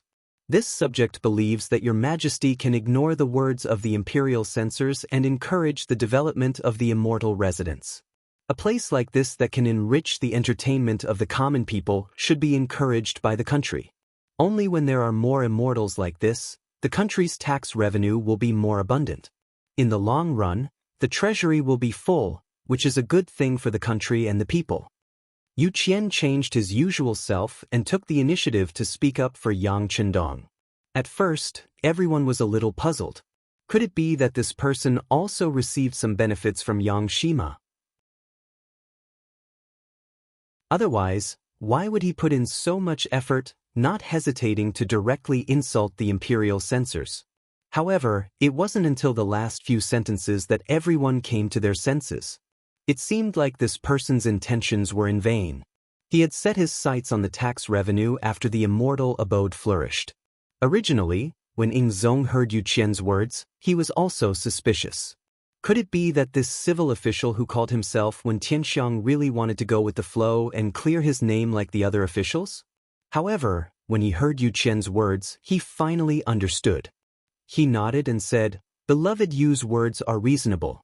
As the saying goes, only when the country is strong can the people live and work in peace and contentment. Teacher, I'll have to trouble you to investigate the Immortal abode's income. Afterwards, the tax rate will be 30-1. During Ren Xian's reign, the great Ming dynasty was prosperous, and the treasury was full. However, after more than 10 years, Ying Zong's hands had already begun to show signs of decline. For this reason, Zhu Qizhen had always been searching for a way to fill the treasury. Thus, the business tax became his goal. After seeing the prosperity of the immortal abode yesterday, Ingzong returned to the palace and immediately came up with the idea of collecting the business tax. For no other reason than the fact that as the emperor of the great Ming dynasty, he couldn't even replace all the windows in the palace with glass. This made him feel a strong sense of defeat. In fact, Ingzong still had something he didn't say out loud. As the emperor of a country, he actually wasn't as capable as an official who was younger than him. Yang Chendong could cover the immortal abode with glass, but as the emperor of a country, he couldn't. Didn't this mean that he wasn't even as good as an official? This was what he found hard to accept. Today, Yu Qian just so happened to mention that he wanted to collect the business tax from the immortal abode. How could Ingzong be polite? He agreed in person and sent his most trusted teacher, Wang Zhen, to carry out this task. In Zhu Qizhen's heart, Wang Zhen was one of his own. If he was sent to carry out this task, he definitely wouldn't treat him unfairly. Wang Zhen hadn't expected this kind of result. Last night, Wang Wenyi had found him and reported this matter, but he hadn't taken it to heart. Even though he had the power and influence to nip everything in the bud, he hadn't done so. He'd also witnessed the prosperity of the immortal abode and saw its potential. He was also afraid that Yang Chendong would grow too big and become a threat to him. That was why he'd wanted to use the imperial censor to warn the sixth young master. Wang Zhen had long thought that this kind of impeachment wouldn't be of much use. It involved all of the third rank and above officials in the capital. Even if he didn't do anything himself, these people alone would be enough to stop the imperial censor's mouth. What he hadn't expected was that Yu Qian would take the initiative to jump out and say that he wanted to collect the business tax from the immortal abode. This caught him completely off guard. Fortunately, this matter still had to go through his hands. This became a bargaining chip in his negotiations with Yang Chendong. After witnessing the prosperity of the immortal abode, Wang Zhen was no longer satisfied with the 10% they'd agreed on. Yu Qian's sudden interruption caused the imperial censor's impeachment to fail. However, it seemed like there was no victor, because the immortal abode had to pay the tax and pay the price. In the end, the court assembly dispersed. The imperial censors left under the warning gazes of the officials. Not long after, Wang Zhen also left the palace, heading straight for the Yang Manor 15 li south of the city. Before leaving, Su Yozhen had already reported the situation of today's morning court assembly to the Bureau of Security. At that moment, Yang Chendong was in his study, looking at the report Tiger's Mane had sent over regarding today's morning court assembly. Because of Yu Qian's appearance, the outcome of what had originally been a muddled case had actually turned against him. He couldn't help but laugh in anger. This Yu Qian isn't fun at all. He's far from being as cute as that smoking, drinking, and perming guy from the future. Young master, what perming? Xiao Yin, who was serving him from the side, inadvertently overheard this and couldn't help but ask curiously. It's nothing. The young master was just thinking about some things and was just talking to himself. Yang Chendong couldn't help but laugh. Soon after, his expression became calm again. Yu Qian was a capable, talented, and upright official. What was even more rare was that this kind of person cared more about the people and not the king. Otherwise, in history, Zhu Qizhen wouldn't have been captured and he wouldn't have loudly said, "We are completely thinking for the country and not for ourselves." Then, Zhu Qiyu, the successor patriarch, wouldn't have ascended to the throne. He wasn't blindly loyal and was talented. If this kind of person came to Qichen City, he would definitely be of great help to the new army and the new city's development. Yang Chendong liked talent. He knew what he needed to do. But as for Yu Qian, although he liked him, he also knew that now wasn't the time to recruit him. Even if he tried to recruit him, it would never work. If he wanted to be used by him, he could only use force. How would he use force? When would he use force? This was what Yang Chendong needed to consider. Forget it. Since you don't want to be an assistant minister, then I'll fulfill your wish. He smiled. He had already thought of a way to solve Yu Qian's problem, and it would be done once and for all. With a rough idea in mind, Yang Chendong began to consider the issue of taxation. When it came to doing business, paying taxes was a matter of course. However, this was not the case in the Ming dynasty. They didn't collect taxes from officials, eunuchs, or scholars. These three didn't just refer to business taxes, but agricultural taxes as well. This made the rich and powerful even richer. The commoners had to work hard for an entire year, but they couldn't even afford to buy food and clothing. With such a trend, the Ming dynasty's treasury became poorer and poorer. Yang Chendong understood this principle, which was why he used his status to open the immortal abode. Just by avoiding taxes, he could save a lot of money in a year. But he hadn't expected that Ingzong would suddenly use Yu Qian to make such a move, catching him off guard. He couldn't help but wonder if it was because of his appearance that Ingzong's thoughts had changed. If that was the case, then it wasn't a good thing. Yang Chendong wasn't a god, so he naturally had no way of knowing what kind of psychological changes Ingzong would experience. However, there was one thing he had to take care of, and that was the issue of the immortal abode's taxes. Since the emperor had brought it up in court, it would be quite troublesome to avoid paying. How to reduce the amount of taxes needed to be considered. Fortunately, this matter had been left to Wang Zhen.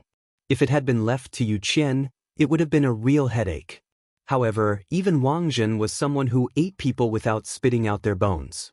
He had to carefully consider how to deal with him.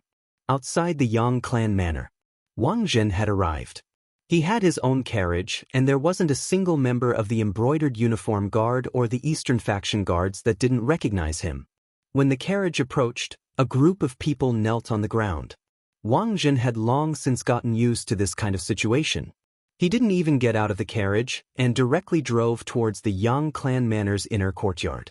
Right now, the potato harvest was about to begin. Anyone who entered the Yang clan manor had to be strictly checked. Only someone of Wang Zhen's status could act so unbridled. The carriage continued forward until it reached the Yang clan manor's courtyard. When they didn't see Yang Chendong's figure, the embroidered uniform guard commander Qianshi, who was also Wang Zhen's nephew, Wang Lin, arrogantly said, "What's wrong? You're just washing a horse. Why are you putting on such airs? Could it be that you don't know how to come out and welcome us?" The two servants, Yang Wu and Yang Lu, who were secretly paying attention to the movements in front of the courtyard, had sullen expressions on their faces. Their fists gradually clenched as they reached for their pistols by their waists. It was only a distance of 20 steps. They were confident that they could take the life of the person who shouted with a hook of their fingers.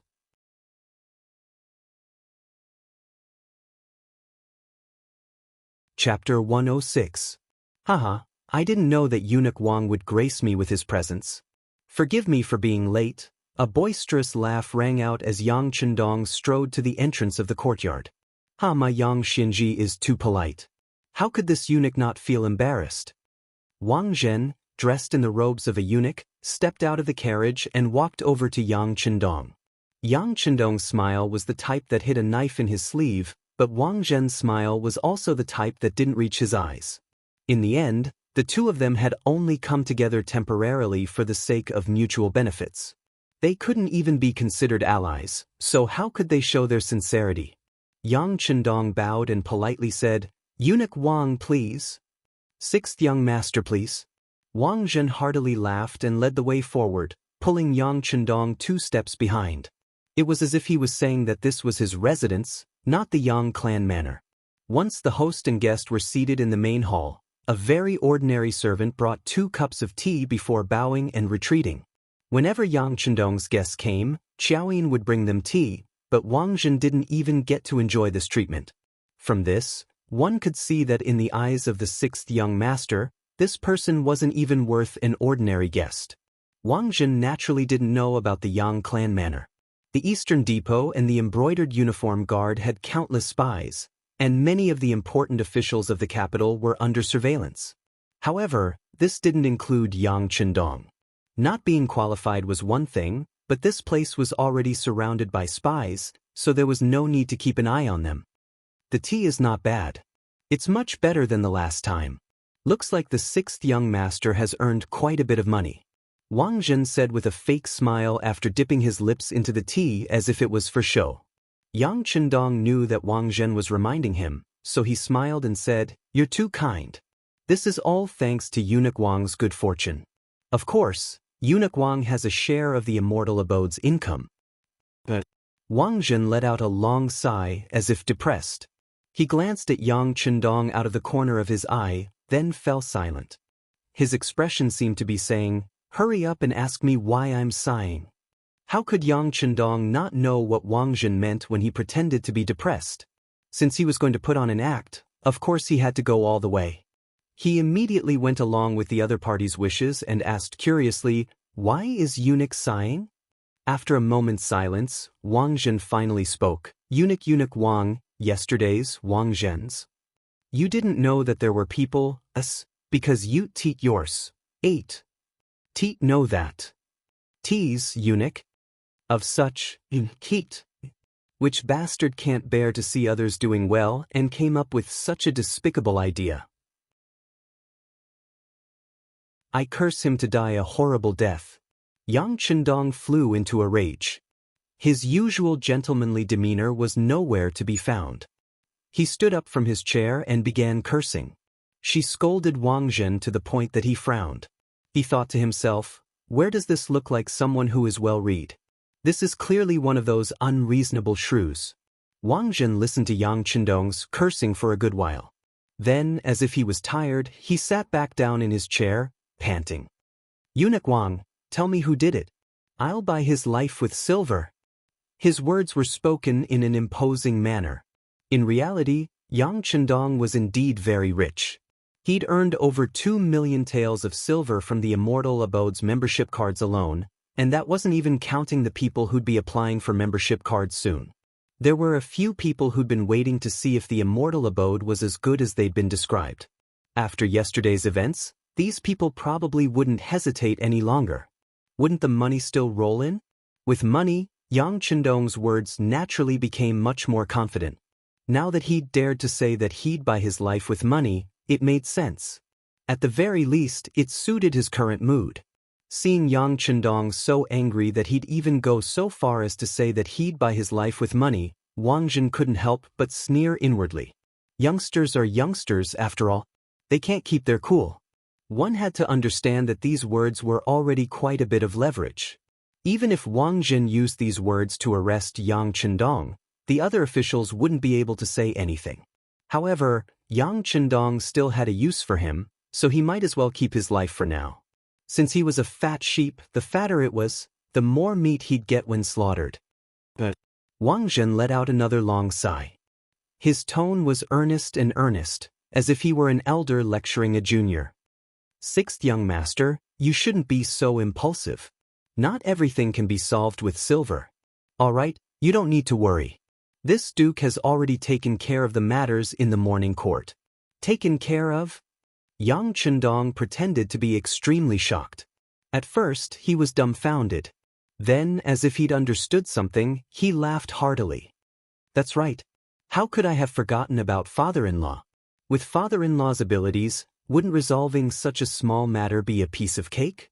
When Wang Zhen saw that Yang Chendong was about to start flattering him, he was worried that he'd continue to nag for a long time. He hurriedly waved his hands and said, "The matter of your impeachment has been resolved. However, the current emperor has also issued an imperial edict that the Immortal Abode must pay taxes. He's even delegated this task to this duke. Sixth young master, what do you think we should do?" Yang Chendong, who just calmed down, immediately jumped to his feet when he heard the words taxes. Taxes? Why? The other officials don't have to pay taxes. Even those who haven't yet become officials don't have to pay taxes. This young master is still a 5th-rank official, isn't he? Why should I pay taxes? I'm not paying. Yang Chendong's face was completely that of a scoundrel. When Wang Zhen saw all of this, his evaluation of Yang Chendong in his heart became even lower. Wasn't this person supposed to do great things? How did this Immortal Abode manage to come up with so many tricks? Wang Zhen felt a bit of disdain in his heart, but he didn't let it show on his face. On the contrary, he put on a look of concern for Yang Chendong. This is an imperial edict from His Majesty. Why don't you pay some taxes first? Do I really have to pay them? When he heard the words His Majesty, Yang Chendong seemed to calm down a lot.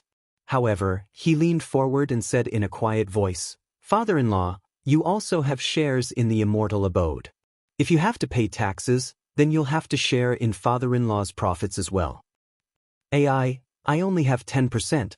It's nothing much. Even if I have to split it, I probably won't get much. Wang Zhen acted as if he didn't care at all. He really didn't seem to care, but Yang Chendong knew that after so many years of monopolizing power, Wang Zhen had long since developed a habit of doing everything he wanted. When it came to splitting his wealth, he probably wouldn't even ask for a single copper coin less. Similarly, once money entered his pocket, he probably wouldn't be willing to part with it if he couldn't take it out.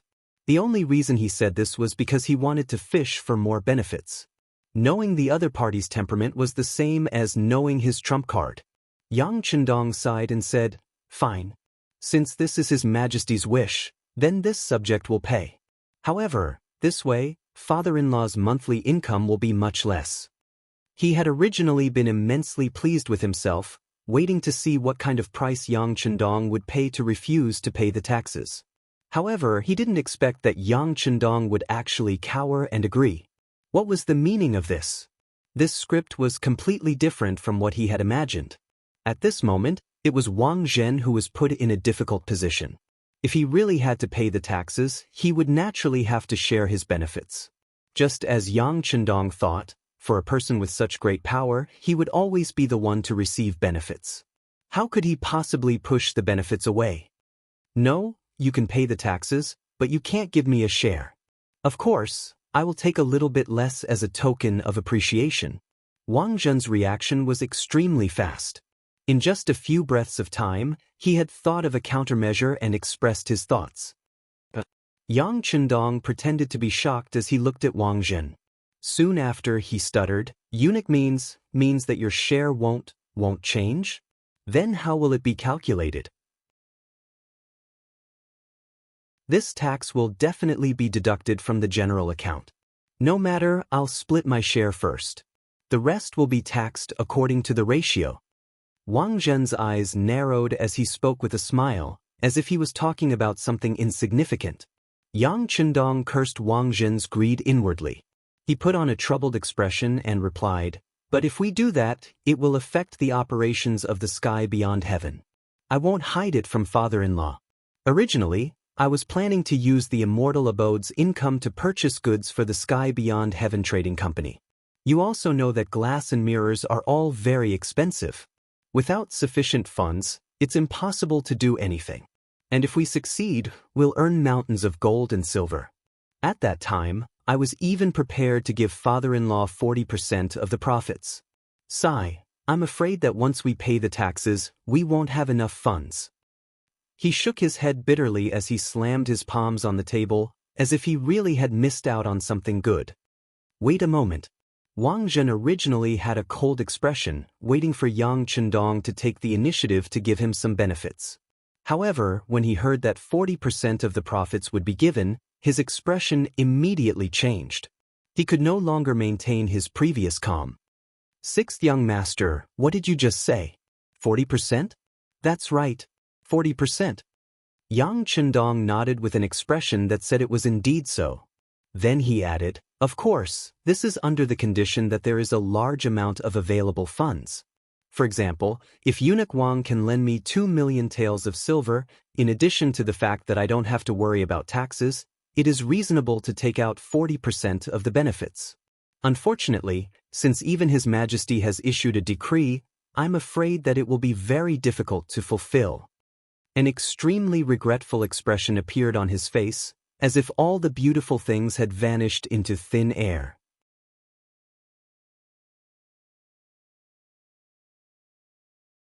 Chapter 107. No, didn't this Duke say it already? His Majesty left everything in my hands, so this Duke is naturally the one making the decisions. Everything can be discussed. Enough benefits were enough to drive someone crazy. Wang Zhen finally couldn't remain calm under the temptation of 40% of benefits. His expression was no longer as aloof as before. Instead, it was one of deep concern. I just don't know how much this 40% will bring me in a month. If we really get 2 million taels of silver, then after a year, the immortal abode and sky beyond heaven's monthly profits should be 40% should be around 100,000 taels, right? Yang Chendong muttered to himself as he counted on his fingers. Then, he gave Wang Zhen an extremely accurate number. Wang Zhen's left eye twitched when he heard that he could get 100,000 taels of silver in a month. This number was already more than what he could get from all the other businesses combined. Didn't that mean that as long as he had Yang Chendong's support, he would have an endless supply of money to spend? He could do as many things as he wanted. Of course, Wang Zhen also knew that there was no such thing as a free lunch in this world. If he wanted to achieve this, he would have to pay a great price. At the very least, he would have to fork out 2 million taels of silver right now. The question was, did Wang Zhen have it? The answer was obvious. Of course he did. After all these years of plundering and poking around, he had already accumulated quite a bit of savings. Even though he was still a bit short of 2 million taels of silver, with his charisma, he would be able to quickly make up for it. Then, should he give it to Yang Chendong? Or should he trust him? Wang Zhen was deep in thought as he considered the feasibility of this step. Yang Chendong looked like he was regretting something with his head lowered, but in reality he had been watching this arrogant fellow from the corner of his eye. When he saw that he seemed to be thinking about something, he decided to add fuel to the fire. He immediately took the initiative to say, "Eunuch, you don't think that 100,000 taels of silver a month is impossible to achieve, right? Let me tell you, we've only seen the immortal abode. Relying on it won't work. However, once heavens beyond opens for business, the benefits will be unimaginable. This is because the things we sell are not even available in the Ming dynasty. Small items such as soap, toilet paper, diapers, toothbrushes, toothpaste, perfume, various kinds of canned fish, chong sam, and various kinds of women's underwear. Large items such as glass, various kinds of exquisite glass cups, and even the divine mirror in the palace can be bought as long as one is willing to spend money. Think about it, these items are only available to grandmasters. Wouldn't the price be decided by us? I'm afraid that 40% of the monthly profit would be more than 100,000 taels of silver. Wang Zhen had been listening attentively. Most of the things mentioned earlier were things that he had only heard of recently. Once they were circulated in the market, they would undoubtedly be popular goods. When he heard that there was even a godly item for sale, he was completely relieved. He was very optimistic about the future of Sky Beyond Heaven. When Yang Chendong mentioned that 40% of the monthly profit would be more than 100,000 taels of silver, it was Wang Zhen's turn to slap the table and say, "Fine, then 200,000 taels of silver a month it is. This duke can guarantee that no taxes will be collected, and will also inject 2 million taels of silver into Sky Beyond Heaven and the immortal abode. After a year, you will return the 2 million taels of silver to me, and at the same time, give me a monthly profit of 200,000 taels." Wang Zhen's tone was extremely resolute, as if he had made a decision. He was like a gambler. After he finished speaking, his eyes, which were slightly red from excitement, fell on Yang Chendong, as if waiting for his reply. That's not a problem. Yang Chendong saw that the wolf had fallen into the trap. How could he hesitate in the slightest?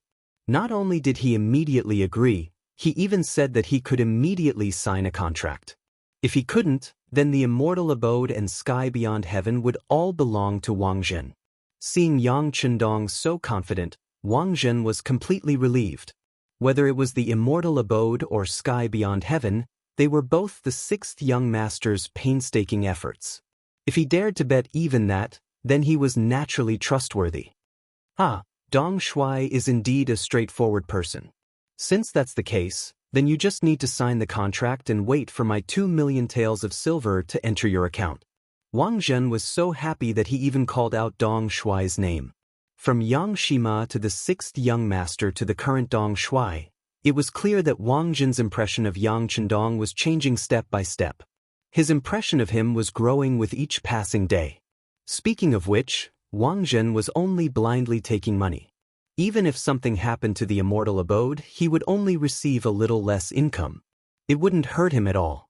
But now, that was no longer the case. If he invested 2 million taels of silver, then he would have to pay a price. Whether it was the immortal abode or sky beyond heaven, they would all become part of his businesses. How could he afford to be careless or sloppy? As for Yang Chendong, Crimson City's development speed was unimaginable. After conquering Flag Mountain in the southwest of Wuxia Island, there was nothing to worry about. It was only a matter of time before they could fully develop. Add to that the strength of the navy, and the amount of protection fees they collected every day could be described as 10,000 taels of silver a day. He really didn't lack this 2 million taels of silver, but he still forced Wang Zhen to spend so much money. He just wanted him to face this problem head-on and put in more effort. Now that Wang Zhen was willing to fork out 2 million taels of silver, it proved that he had invested a lot. He definitely wouldn't allow anything to happen to his businesses. This was what Yang Chendong wanted to see. As for the 200,000 taels of silver a year from now, how Wang Zhen would have to live until then for that to happen. The two of them really hit it off, and the matter was settled just like that. When they drank the tea, it seemed to have become much more fragrant. Seeing that Wang Zhen seemed to be in a good mood, Yang Chendong took the opportunity to raise two questions. The first was about who had caused this morning's incident. If they didn't find the mastermind behind it, there would likely be more of this kind of trouble in the future. They couldn't just passively take a beating, could they? The second question was about Yu Qian. He had proposed that the immortal abode pay taxes. Although this matter had been handed over to Wang Zhen, and there wasn't much of a problem, as long as he lived, he would have to keep an eye on them. Wouldn't that mean that they would have to guard against thieves for 1,000 days? Presumably, everyone would be in a lot of pain. Since he had reached an agreement with Yang Chendong, and had even given him a large sum of money, there were some things that Wang Zhen naturally wouldn't hide from him. He had his own thoughts on these two matters, and told the sixth young master about them. I've already investigated the matter. Sun Qing, Dong Kund, and the other censors impeaching you was Shisheng's doing behind the scenes. He was the one who leaked the news to the censors. These people have their responsibilities, so of course they would take action now that they have an excuse. Wang Zhen shook his head lightly as he spoke, a look of resentment on his face. Last time, Shisheng had slashed Yang Chendong with a blade. Originally, he should have been punished, and it wouldn't have been excessive even if he had been killed. However, it was precisely because of him that the sixth young master didn't pursue the matter. At that time, he had even promised that the two of them wouldn't interfere with each other's business in the future. But now, he had already made a move. Wasn't this the same as slapping him, the middleman, in the face? Yang Chendong's expression changed. He had already investigated the ins and outs of the matter last night, and now he had thrown the question to Wang Zhen in order to hide it. Now, he acted as if this was the first time he had heard of such a matter, and said angrily, "This Shisheng is really too much of a bully." Yang Chendong's anger was within Wang Zhen's expectations, so he wasn't surprised at all. Instead, he comforted him, "Dong Shuai, this matter isn't just a slap to your face, it is also a slap to this duke's face. Don't worry, I will give you an explanation for this matter. This guild will arrange and persuade Shisheng to leave the capital. What do you think?" "Leave the capital?" Yang Chendong pretended to be puzzled as he asked. "Yes, leave the capital. Shisheng's position is that of 1,000 households of the embroidered uniform guard, and he will use this as an excuse to monitor the officials outside the capital. As for when he will return, we'll decide based on his performance, all right?" Wang Zhen said with a smile, as if he was negotiating with Wang Zhen. Leaving the capital was naturally to toss out the problem and not cause trouble for the immortal abode and realm beyond heaven. As for when he would return, that would depend on Yang Chendong's performance. If he performed well and the two sides were satisfied with the cooperation, then he naturally wouldn't return to the capital. But if Yang Chendong wanted to play some tricks, then he would just summon him back, and Wang Zhen would just have to sit on the mountain and watch the tigers fight. Wang Zhen thought that he had a shrewd plan, but he didn't know that this was exactly what Yang Chendong was thinking. Shisheng was a member of the embroidered uniform guard, and he also had a powerful eunuch brother like Xining. Making a move against him in the capital would naturally cause a great deal of trouble, and Yang Chendong would find it difficult to make a move against him. But things were different outside the capital. The heavens were high and the emperor was far away, so it was perfectly normal for something to happen to anyone. Alright, then let's do as eunuch says. Yang Chendong appeared to be in deep thought as he nodded his head in agreement. And the second problem? How do you want to deal with Yu Qian? This person is a tough nut to crack. I won't hide it from you, Dong Shuai. This duke had wanted to deal with him before, but he was unmoved by force or persuasion. As an official, he is extremely honest.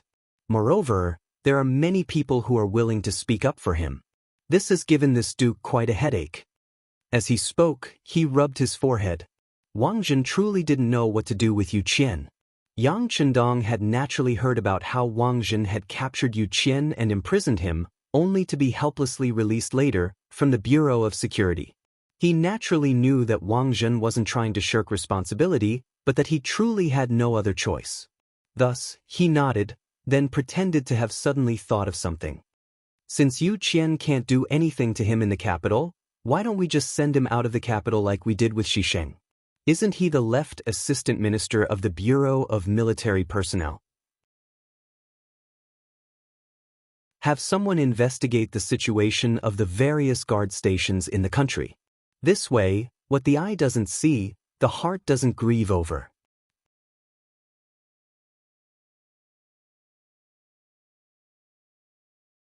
Chapter 108. Upon hearing Yang Chendong's idea, Wang Zhen's eyes lit up. Not bad, this is a good idea, but he'll still come back in the end. Wang Zhen lightly shook his head when he realized that this wasn't a permanent solution. It's fine. He'll leave one day at a time, and who knows what kind of situation he'll be in when he returns. When that time comes, we'll think of something else. After all, if we make a move against him now, it will implicate too many people and cause too much trouble, Yang Chendong said, appearing to fear Yu Qian very much. These words were precisely what Wang Zhen was worried about. He was also afraid of Yu Qian, or else he would have made a move long ago. Thinking that there was truly no better idea at the moment and that sending Yu Qian away would be a way to alleviate the situation, Wang Zhen nodded. But let's do as you say. The atmosphere of this second official meeting was much better than the first. When Wang Zhen decided to invest 2 million taels of silver, he had completely stepped onto Yang Chendong's boat. The only difference was that he was the one on the boat, and this was tantamount to placing his life in the other party's hands. It was just that he was completely unaware of it. In the end, Wang Zhen left the Yang clan manor in satisfaction. Not long after, Yu Qian and Xisheng were transferred out of the capital. At the same time, the 2 million taels of silver were sent in batches to the newly opened Heavens Beyond Trading Company. There was already a dazzling array of goods here. There were many goods in Heavens Beyond, and they were constantly being shipped in from Crimson City. But when they were operating, they would always tell the merchants who came to purchase that there was a shortage of goods, so they had no choice but to sell in limited quantities. The purpose of this so-called limited quantity was to trick the eager consumers into buying, or else there would be no more. In other words, there wasn't enough supply, and there would be a mad scramble. In other words, there was a limit to how many goods could be sold each day. For example, glass. Each piece was 6 by 6, and only 1,000 pieces could be sold each day. The price was set by the highest bidder, and the items would be sold to the highest bidder. As for the others, they would have to wait until the next day. There were also glass cups, perfume, toilet paper, and other items. They were limited every day, so there were always a lot of people who needed them. There were very few goods, which made everything a hot commodity. And all of this followed the principle of bidding, the highest bidder wins. There were also divine items like mirrors, which were not only limited in quantity, but would only appear once every 3 days. Because of this, countless merchants fought over them, and there were also many people who tried to establish relations with the Yang family.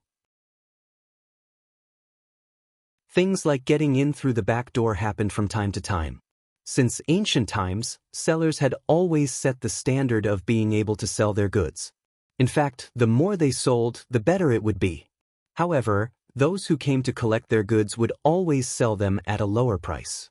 However, when they reached the heavens beyond heaven, They did the exact opposite. Do you want the goods? Then he would just offer a high price. Do you want more goods? Not only was there no discount on the price, but on the contrary, the price might be even higher. It was not impossible to monopolize the market, but one would need sufficient funds to do so. It must be said that when the heavens beyond heaven played this game, many merchants hated it, but there was nothing they could do. Outside the heavens beyond heaven, there were always the figures of the Eastern faction guards and the brocade guards. If someone dared to cause trouble, they would immediately be arrested. If they did not pay a large sum of hard-earned money, they would not be able to leave. The merchants did not dare to cause trouble and could only play according to the rules of the heavens beyond heaven. As a result, a large amount of gold and silver flowed into the hands of Yang Chendong, and his funds became incomparably huge. Now, when he received goods from the Tianjin Wei port, the receiver was also responsible for the task of delivering the money. It was really a pleasure. There were also some merchants who, seeing the heavens beyond heaven making so much money, gave birth to other thoughts. They wanted to get their own ships to travel the sea.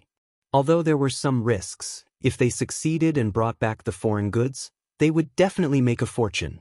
However, how could they know that the great Ming Dynasty's sea region had already been taken over by Yang Chendong? Those merchant ships that went out to buy goods were often intercepted by Gao Xiong's navy not long after they left the sea. Then, they would be captured along with the money. That was truly a profitable business. Just from this, who knew how much Yang Chendong had earned? In truth, the order to seal off the sea region was given by Yang Chendong, but Gao Xiong himself was not the one who carried it out. Gao Xiong had long lost interest in dealing with the unarmed and defenseless Ming Dynasty merchants, and handed these matters to his assistant Yu Guang. He was together with Lung Song, discussing the matter of attacking Deer Port. After taking down Qishan and dealing with the threat at the southwest rear of Qiqian City, the Yang family's new army took over Mount Ali and Mount Yu, taking over a large portion of Taichung. They also suppressed the enemy's forces near Taichung, and Deer Port became the first military stronghold facing the front lines. Deer Port. It was the biggest port in the entire Little Ryukyu country. The terrain here was great, and the coastline was also really smooth, allowing large numbers of ships to be parked there. Furthermore, its location was close to the Little Ryukyu Ocean region, making it difficult for others to suddenly attack. As such, it became a natural harbor base. As the highest-ranking officer of the new army, Gao Xiong had been drooling over this place and wanted to take it for himself. If not for the fact that they lacked manpower, he would have had such thoughts long ago. Now that Deng Maoqi in Fujian had been killed, and the uprising army there was suppressed by the Ming army, Lung Song, who was unable to take advantage of the situation, could only bring his men back to Qiqian City. This allowed the military power in the city to be strengthened. Lung Song's gains from the Fujian trip were huge. The 100 Lung vanguard and 500 support troops that he brought won many battles. In the end, no one died, and only 7 were injured. Moreover, their injuries were not serious. They did not have many casualties, and this was naturally due to the hard work and strictness of their training. After a few months of hard work, the results were also gratifying. They brought back more than 150,000 people from the Great Ming Dynasty, and they obtained countless resources such as gunpowder. With the addition of these Han Chinese, the problem of manpower was alleviated to a certain extent. After another serious and strict examination, He Yang, Song Deshang, and the other instructors did not dare to go easy on them. Every support soldier that wanted to officially become a member of the Lung Vanguard had to go through both physical and cultural tests. Only when their results were good or above could they become a regular soldier. However, because there were too many people waiting to be selected, the number of people who passed the examination this time was even more than the previous times combined. There were actually more than 600 people who passed the final examination. With so many new Lung Vanguard joining at once, Gao Xiong and Lung Song discussed and expanded the army, forming a total of 12 companies, with 100 people in each company. These people were then divided into 4 battalions, with 2 battalions for the Navy and the Army, making 6 companies. With the expansion of the Lung Vanguard, Gao Xiong and Lung Song's horizons were broadened, and they set their sights on Deer Harbor. They wanted to deal with the problem of Taichung in one go and deal a heavy blow to the number 1 Shang dynasty. Now that they had a target, what came next was all sorts of investigations and infiltrations. According to the teachings of the 6th young master, before every battle, the most mature performance was to understand everything about the enemy. If there was enough time, it was best to know who the enemy's commander was. What kind of personality they had, what kind of fighting style they would use, had to be understood clearly. Only then could they achieve the greatest victory with the smallest price. Yang Chendong's words had always been treated as the truth in the new army. The investigations began, and the battle plan to attack Deer Harbor began to take shape. Xisheng left, and so did Yu Qian. In the capital, Yang Chendong seemed to have calmed down a lot after the departure of the two. All he could see were the guests of the immortal abode and the merchants of the realm beyond heaven. For the time being, Yang Chendong didn't pay too much attention to these things that he had been preparing for a long time. He knew that as long as everything went according to plan, he would definitely earn enough money and gain enough popularity. Since he didn't need to spend too much effort on these things, what came next was to deal with those people who had caused trouble for him. In the study of the 6th young master of the Yang clan manor, there were 3 pieces of paper. These were 3 sets of information sent over by the Bureau of Security. They were information on the left Assistant Minister of the Bureau of Military Personnel Yu Qian, 1000 Commander Xisheng of the Embroidered Uniform Guard, and Imperial Censor Xin Yu of the Sichuan Dao. What Yang Chendong didn't expect was that not only did Wang Jin chase Yu Qian and Xisheng out of the capital, he even chased Xin Yu of the Sichuan Dao, who had returned to the capital to report on his work. These 2 are talents. If you want to keep them, send them to Crimson City. Tell Gao Xiong and Lung Song to arrange for people to keep an eye on them 24 hours a day. They can go and see everything, but they can't leave or do anything. After handing over the information on Yu Qian and Xin Yu to Tiger's Mane, Yang Chendong's expression hardened. He looked at the information on Xisheng on the last piece of paper and said, "As for this person, take care of him on the spot. But do it cleanly, and no one can see any problems. Can you do it?" "Yes," Tiger's Mane excitedly replied. Then he leaned forward and asked, "Young master, can I personally take care of this matter?" Yang Chendong decisively shook his head. "You are this young master's subordinate. Everyone knows that. If you disappear at this time, people will inevitably become suspicious. How about this? Let Dao Zhao's group take care of this matter. Don't they complain every day that they have nothing to do? If this matter fails, then they can just return to Crimson City and become a supporting soldier. If they want to join the Cold Front, they will have to face even more difficult and stringent tests." Seeing how straightforward Yang Chendong was, Tiger's Mane knew that there was no chance for him to take advantage of this matter. He immediately stood at attention and replied, "Young master, please rest assured. This matter will be handled beautifully."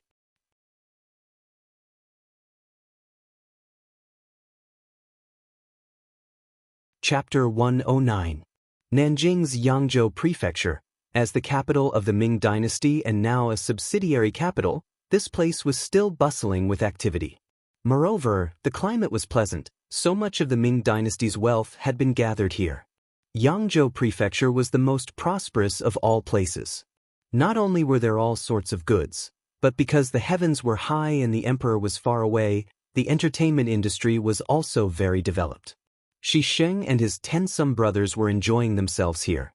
He had originally wanted to annoy Yang Chendong a little, so he had his brothers send a message to the imperial censors. This had led to the impeachment of Yang Chendong in the imperial court, which had led to the emperor imposing taxes on the immortal abode, allowing him to vent some of his anger. But soon after, he suffered the consequences of his own actions. Because he had acted on his own initiative, he had incurred the wrath of Wang Zhen. He had left the capital this time to avoid the storm. In his big brother's words, he should leave the capital and have some fun. Once he was tired and the capital was calm, he would naturally be called back. Knowing that this was the result of his big brother's compromise with Wang Zhen, Xisheng obediently left the capital and came to Yangzhou, a place of pleasant weather and romance. As soon as he entered this place, Xisheng had the feeling of a dragon entering the sea. He brought a dozen brothers to eat and drink every day, which was very comfortable. At night, he would find a very famous local flower to sleep. It was really like being a groom every day, living like an immortal. But all of this would come to an end tonight, because Dao Xiao had personally come, and with him were 3 of Lingfeng's brothers. All of them were extremely skilled in firearms. Dao Xiao had taken on 3 missions this time: kill Xixing, capture Yu Qian, and capture Xinyu. He had assigned 3 of his brothers to each of the last 2 missions. Yu Qian was just a scholar without the strength to truss a chicken, so sending 3 of his brothers was already giving them face. As for Xixing's mission, he had to do it himself. Although Xixing had injured the 6th young master, which had been part of the plan, the guards had still been dissatisfied.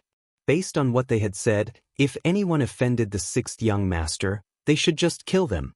What was the point of trying to injure themselves to gain the enemy's confidence? However, this was an order personally given by the 6th young master. As soldiers, it was their duty to obey orders, so there was nothing they could say. Now that he had the opportunity, how could he let Xixing go so easily? After entering Yangzhou, he quickly met up with the person in charge of the security bureau. After finding out where Xixing was going tonight and which entertainer he had taken a fancy to, Dao Xiao quickly started making plans. In Dao Xiao's words, since this brat likes women so much, then let him die on a woman's belly. With a general direction in mind, the next step was to make various preparations, as well as various disguises and infiltrations. He had experienced this many times in the past when he entered the Cold Peak trial, so naturally he was extremely familiar with it.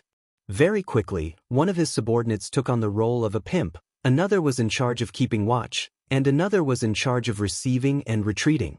Naturally, the matter of attacking Xixing was left to Dao Xiao. He was playing with a bottle of medicine in his hand. These were all aphrodisiacs. After taking them, even if he was facing a Sao, he would not be able to control himself. He wanted to see Xixing's wonderful performance tonight. The sky was dark.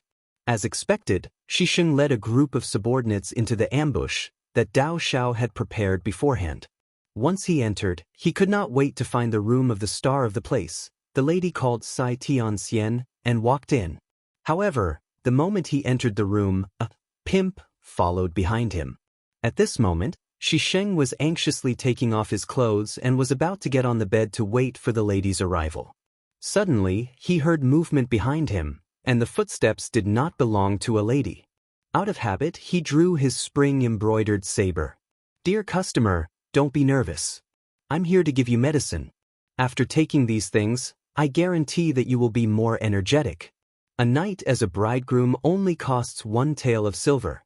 It's cheap, right?" The pimp did not show any fear when facing Xixing, who was holding a saber. Instead, he walked forward to promote the things in his hands.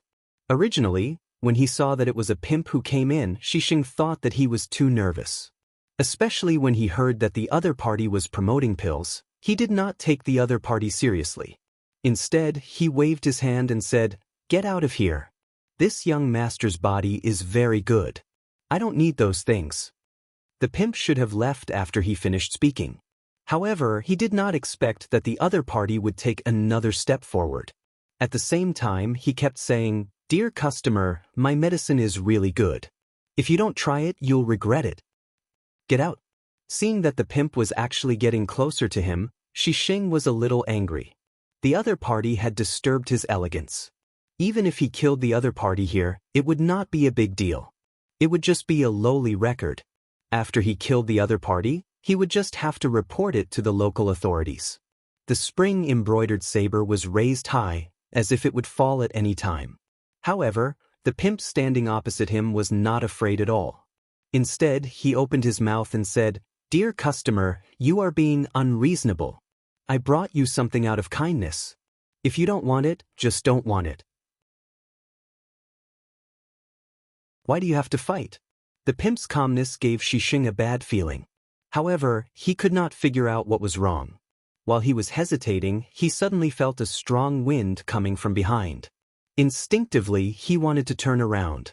However, because his attention was on the pimp, he needed time to turn around. Just as he turned around, he suddenly felt a sharp pain in his neck. Then he fainted on the ground. Dao Xiao appeared behind Xisheng. Looking at the unconscious man, he shook his head and said, "Such a lack of vigilance. I don't know how you became a Qianhu of the embroidered uniform guard." After saying this, Dao Xiao angrily said to the man who acted as the pimp, "Qing Gang, how did you act? You did not show the slightest bit of fear. You almost alerted him. Do you know that if he shouted outside, our plan would have failed?" "Yes, Captain, please calm down. I was also angry when I saw Xisheng. How could I have thought of pretending to be afraid?" The subordinate called Qing Gang hurriedly admitted his mistake. He was afraid that Dao Xiao would continue to scold him on this issue, so he said, "Captain, let's hurry up. That Wuxia and Xianxia has gone to take a bath. I'm afraid she will be back soon." But only then did Dao Xiao remember that this place was not safe. It was also not the time to make a conclusion. He nodded and let Qing Gang help the unconscious Xisheng up. Then, Dao Xiao poured all the pills in the bottle into Xisheng's mouth. After Xisheng drank some water, he completely digested the pills. Then, he carried Xisheng back to the bed. One of them left through the window while the other left through the door. After a short while, Wuxia and Xianxia, who had just finished her bath, entered the room. When she saw that Xisheng was already on the bed, she couldn't help but reveal a coquettish look on her face. Then, she swayed her hips and walked to the bed. She had just taken off her clothes when Xisheng woke up. The first thing he saw was Wuxia and Xianxia, who looked like a little white rabbit. His eyes turned red and he pounced on her. Then, there was a loud shaking sound from the wooden bed. Xisheng was dead. The next morning, when the subordinates saw that the Qianhu had not come out of the room, they knocked on the door and entered. The first thing they saw was Xisheng lying dead on the bed with his eyes wide open. Wuxia and Xianxia had also died with him. She had been tortured to death. His subordinate hurriedly did a checkup and concluded that Qianhu had died of natural causes due to consuming too much aphrodisiac. Immediately, the news was sent to the Xining eunuch in the capital with the express speed of 600 li. At the same time that Xisheng died, the left assistant minister of the Bureau of Military Personnel and Imperial Censor Xin Yu appeared on a ship. That ship was sailing through the sea, and its destination was Crimson City. "Isn't this Imperial Censorship? Why you here?" Looking at the boundless ocean around him, then looking at his former colleague, Yu Qian's eyes widened, his face filled with curiosity and confusion. "I don't know. This lowly official only took a nap. When I opened my eyes, I was already here." Xin Yu shook his head, a confused look on his face.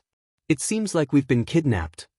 Yu Qian was smart and immediately understood his situation. At this moment he saw a man dressed in camouflage clothes standing not far away. He shouted, "Hey, who are you? Why did you kidnap this official and imperial censorship? Do you know that we're very poor? We don't have any money, and no one will come to ransom us."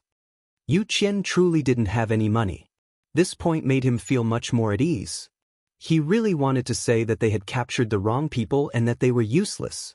However, no matter how much Yu Qian shouted, the only response he got was the crashing and slapping of the waves. The soldier not far away seemed to have not heard his shouts and continued to stand there. He would occasionally glance in their direction, preventing them from jumping into the sea.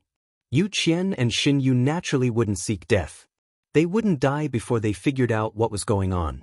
But they also sadly discovered that they didn't know where they were. Where was the ship heading? What would the future hold? They only knew that they had left the great Ming dynasty and their future was uncertain. The immortal abode and sky beyond heaven were still very popular. Every day, people would line up to eat and stock up. This was especially true for the immortal abode. It was already the 12th month, and the weather was getting colder and colder. More and more people began to wear cotton robes on the streets. However, no matter how cold it was outside, the immortal abode was still as warm as spring all year round. Some of the private rooms even had to open their windows to let in some warm air. All of this was naturally because of the stove.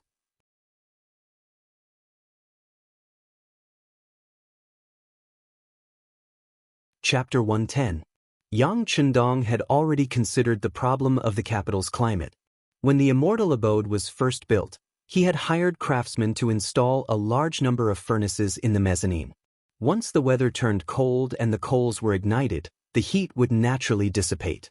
The guests quickly noticed that the immortal abode was as warm as spring. After asking around, they learned that it was because of the furnaces.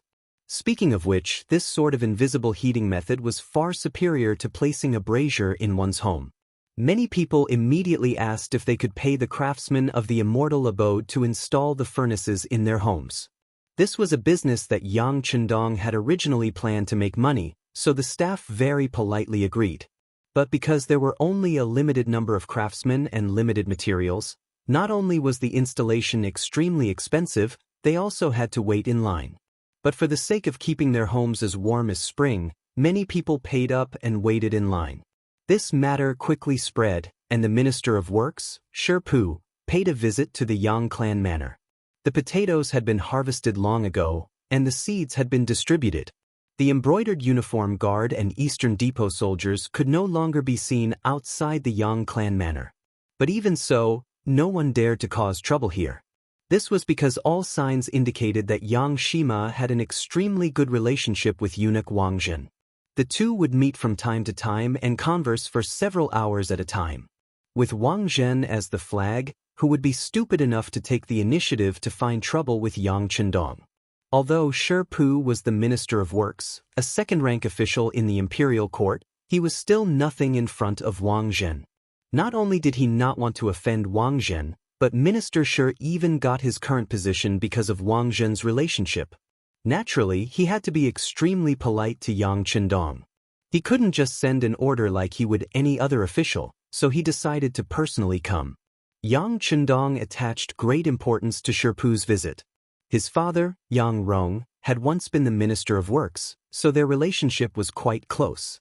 When Shi Pu arrived and entered the main hall of the Yang clan manor, he was greeted by a wave of hot air, but he couldn't see a single brazier burning. He immediately knew that this place had to have been installed with furnaces. He couldn't help but say with envy, "Honorable nephew, your place really is like a paradise of immortals." Ha! Yang Chendong clasped his fist in the direction of the capital, a solemn expression on his face. "Uncle Shi praises me too much. This is all thanks to His Majesty's governance, allowing the realm to be at peace and the common people to live and work in peace." That's right, His Majesty is quite diligent. Shi Pu laughed. The current Ming dynasty looked strong and prosperous, but that was just the capital left behind by Renshuanji. When it came to Zhu Qizhen, he put eunuchs in important positions. These court officials, these representatives of Confucianism, were no longer as strong as they used to be. However, Shi Pu wouldn't tell Yang Chendong these things in depth. After all, he was just a junior and didn't deserve any deeper guidance.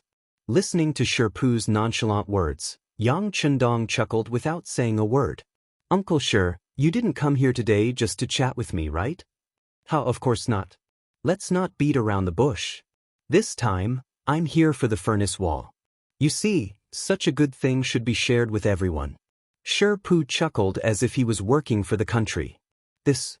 When it came to serious matters, Yang Chendong's expression became awkward. "What's wrong? Does honorable nephew have some difficulty?" Seeing Yang Chendong's hesitant appearance, Shi Pu felt that this matter wasn't as simple as he had imagined. "Yes." Yang Chendong finally nodded his head and explained, "I won't hide it from Uncle Shi. When I first made this furnace wall, it was just an idea. Later on, I invested a great deal of manpower and resources to understand the principles. For this matter, eunuch Wang also invested a great deal of money. Now that he has a share of the furnace wall, if I were to give it away for no good reason, I'm afraid that even if I agree, there will be others who won't." By raising Wang Zhen's name, Shi Pu was using his influence to suppress others. Looking at Shi Pu's appearance, it was clear that he wanted Yang Chendong to contribute the method of constructing the furnace wall for free. This was something that Yang Chendong couldn't accept. In the society of that time, there was no such thing as property rights. This was especially true for craftsmen. No matter how hard they worked or how much they invested, once they made something good, it would be promoted for free. As for the creator, He wouldn't receive any benefits. At most, the higher-ups would praise him verbally, but in terms of material benefits, there was nothing. This was because from everyone's point of view, the things you made should be contributed. Since it was contributed, why should there be any benefits? Under the heavens, all good things should belong to the emperor, and not a method for personal gain. This seemed to allow more people to benefit, but in reality, it was extremely unfair to the creator. He spent money, time, and talent to make something that was easily used by others. His investment and output weren't proportional at all. In the long run, who would waste time to create something? Even if they didn't create something, they would still receive money. This kind of unfair treatment caused everyone to gradually lose their creativity. Now, Shi Pu was asking for this craftsmanship as if he was an ordinary craftsman. Since he was born and lived in the Great Ming Dynasty, then the things he made should also belong to the Great Ming Dynasty. Therefore, he should give it all to her. He was against this kind of working method in his heart, but he couldn't say it out loud. Why was everyone else like this? But only she was special. Therefore, Yang Chendong could only use Wang Zhen's name to suppress others. A while ago, the left assistant minister of the Ministry of War, Yu Qian, and the Sichuan imperial censor, Xin Yu, suddenly disappeared without a trace. No one knew if they were alive, and no one knew if they were dead. When this matter came out, everyone's suspicions were pointed at Wang Zhen. This was because these two people had all kinds of conflicts with eunuch Wang. Now that they both disappeared, was there anyone else other than Wang Zhen who had this kind of ability? However, there was no evidence, so no one could do anything to Wang Zhen. They could only secretly guard against him. Now that the name was taken out, even Shi Pu's expression turned ugly after hearing it. Before he came, he thought that Yang Chendong might not be willing to hand over the craftsmanship, but it didn't matter. He only needed to move him with emotion and reason. After all, he was still a fifth-rank official in the imperial court, so he should have this kind of awareness, right? However, when Wang Zhen's name came out, Shi Pu instantly lost his temper. Then, other than buying, is there no other way? Shi Pu knew that forcing Wang Zhen to hand over the craftsmanship wouldn't work, so he tried to ask. This, logically speaking, is not possible. Yang Chendong shook his head. However, when Shi Pu's face turned gloomy, he continued, "However, since Uncle Shi has personally come, I still have to give you face. How about this? Your Ministry of Works can provide copper in exchange for me sending someone to make the fireplace. How about it?" Nowadays, most of the fireplaces in the market were made of copper and iron, and some of the parts were very delicate. For example, things like the screws were far from what the Ministry of Works could make. If he were to copy them, it was very likely that the quality of the product wouldn't be up to standard, resulting in all sorts of problems.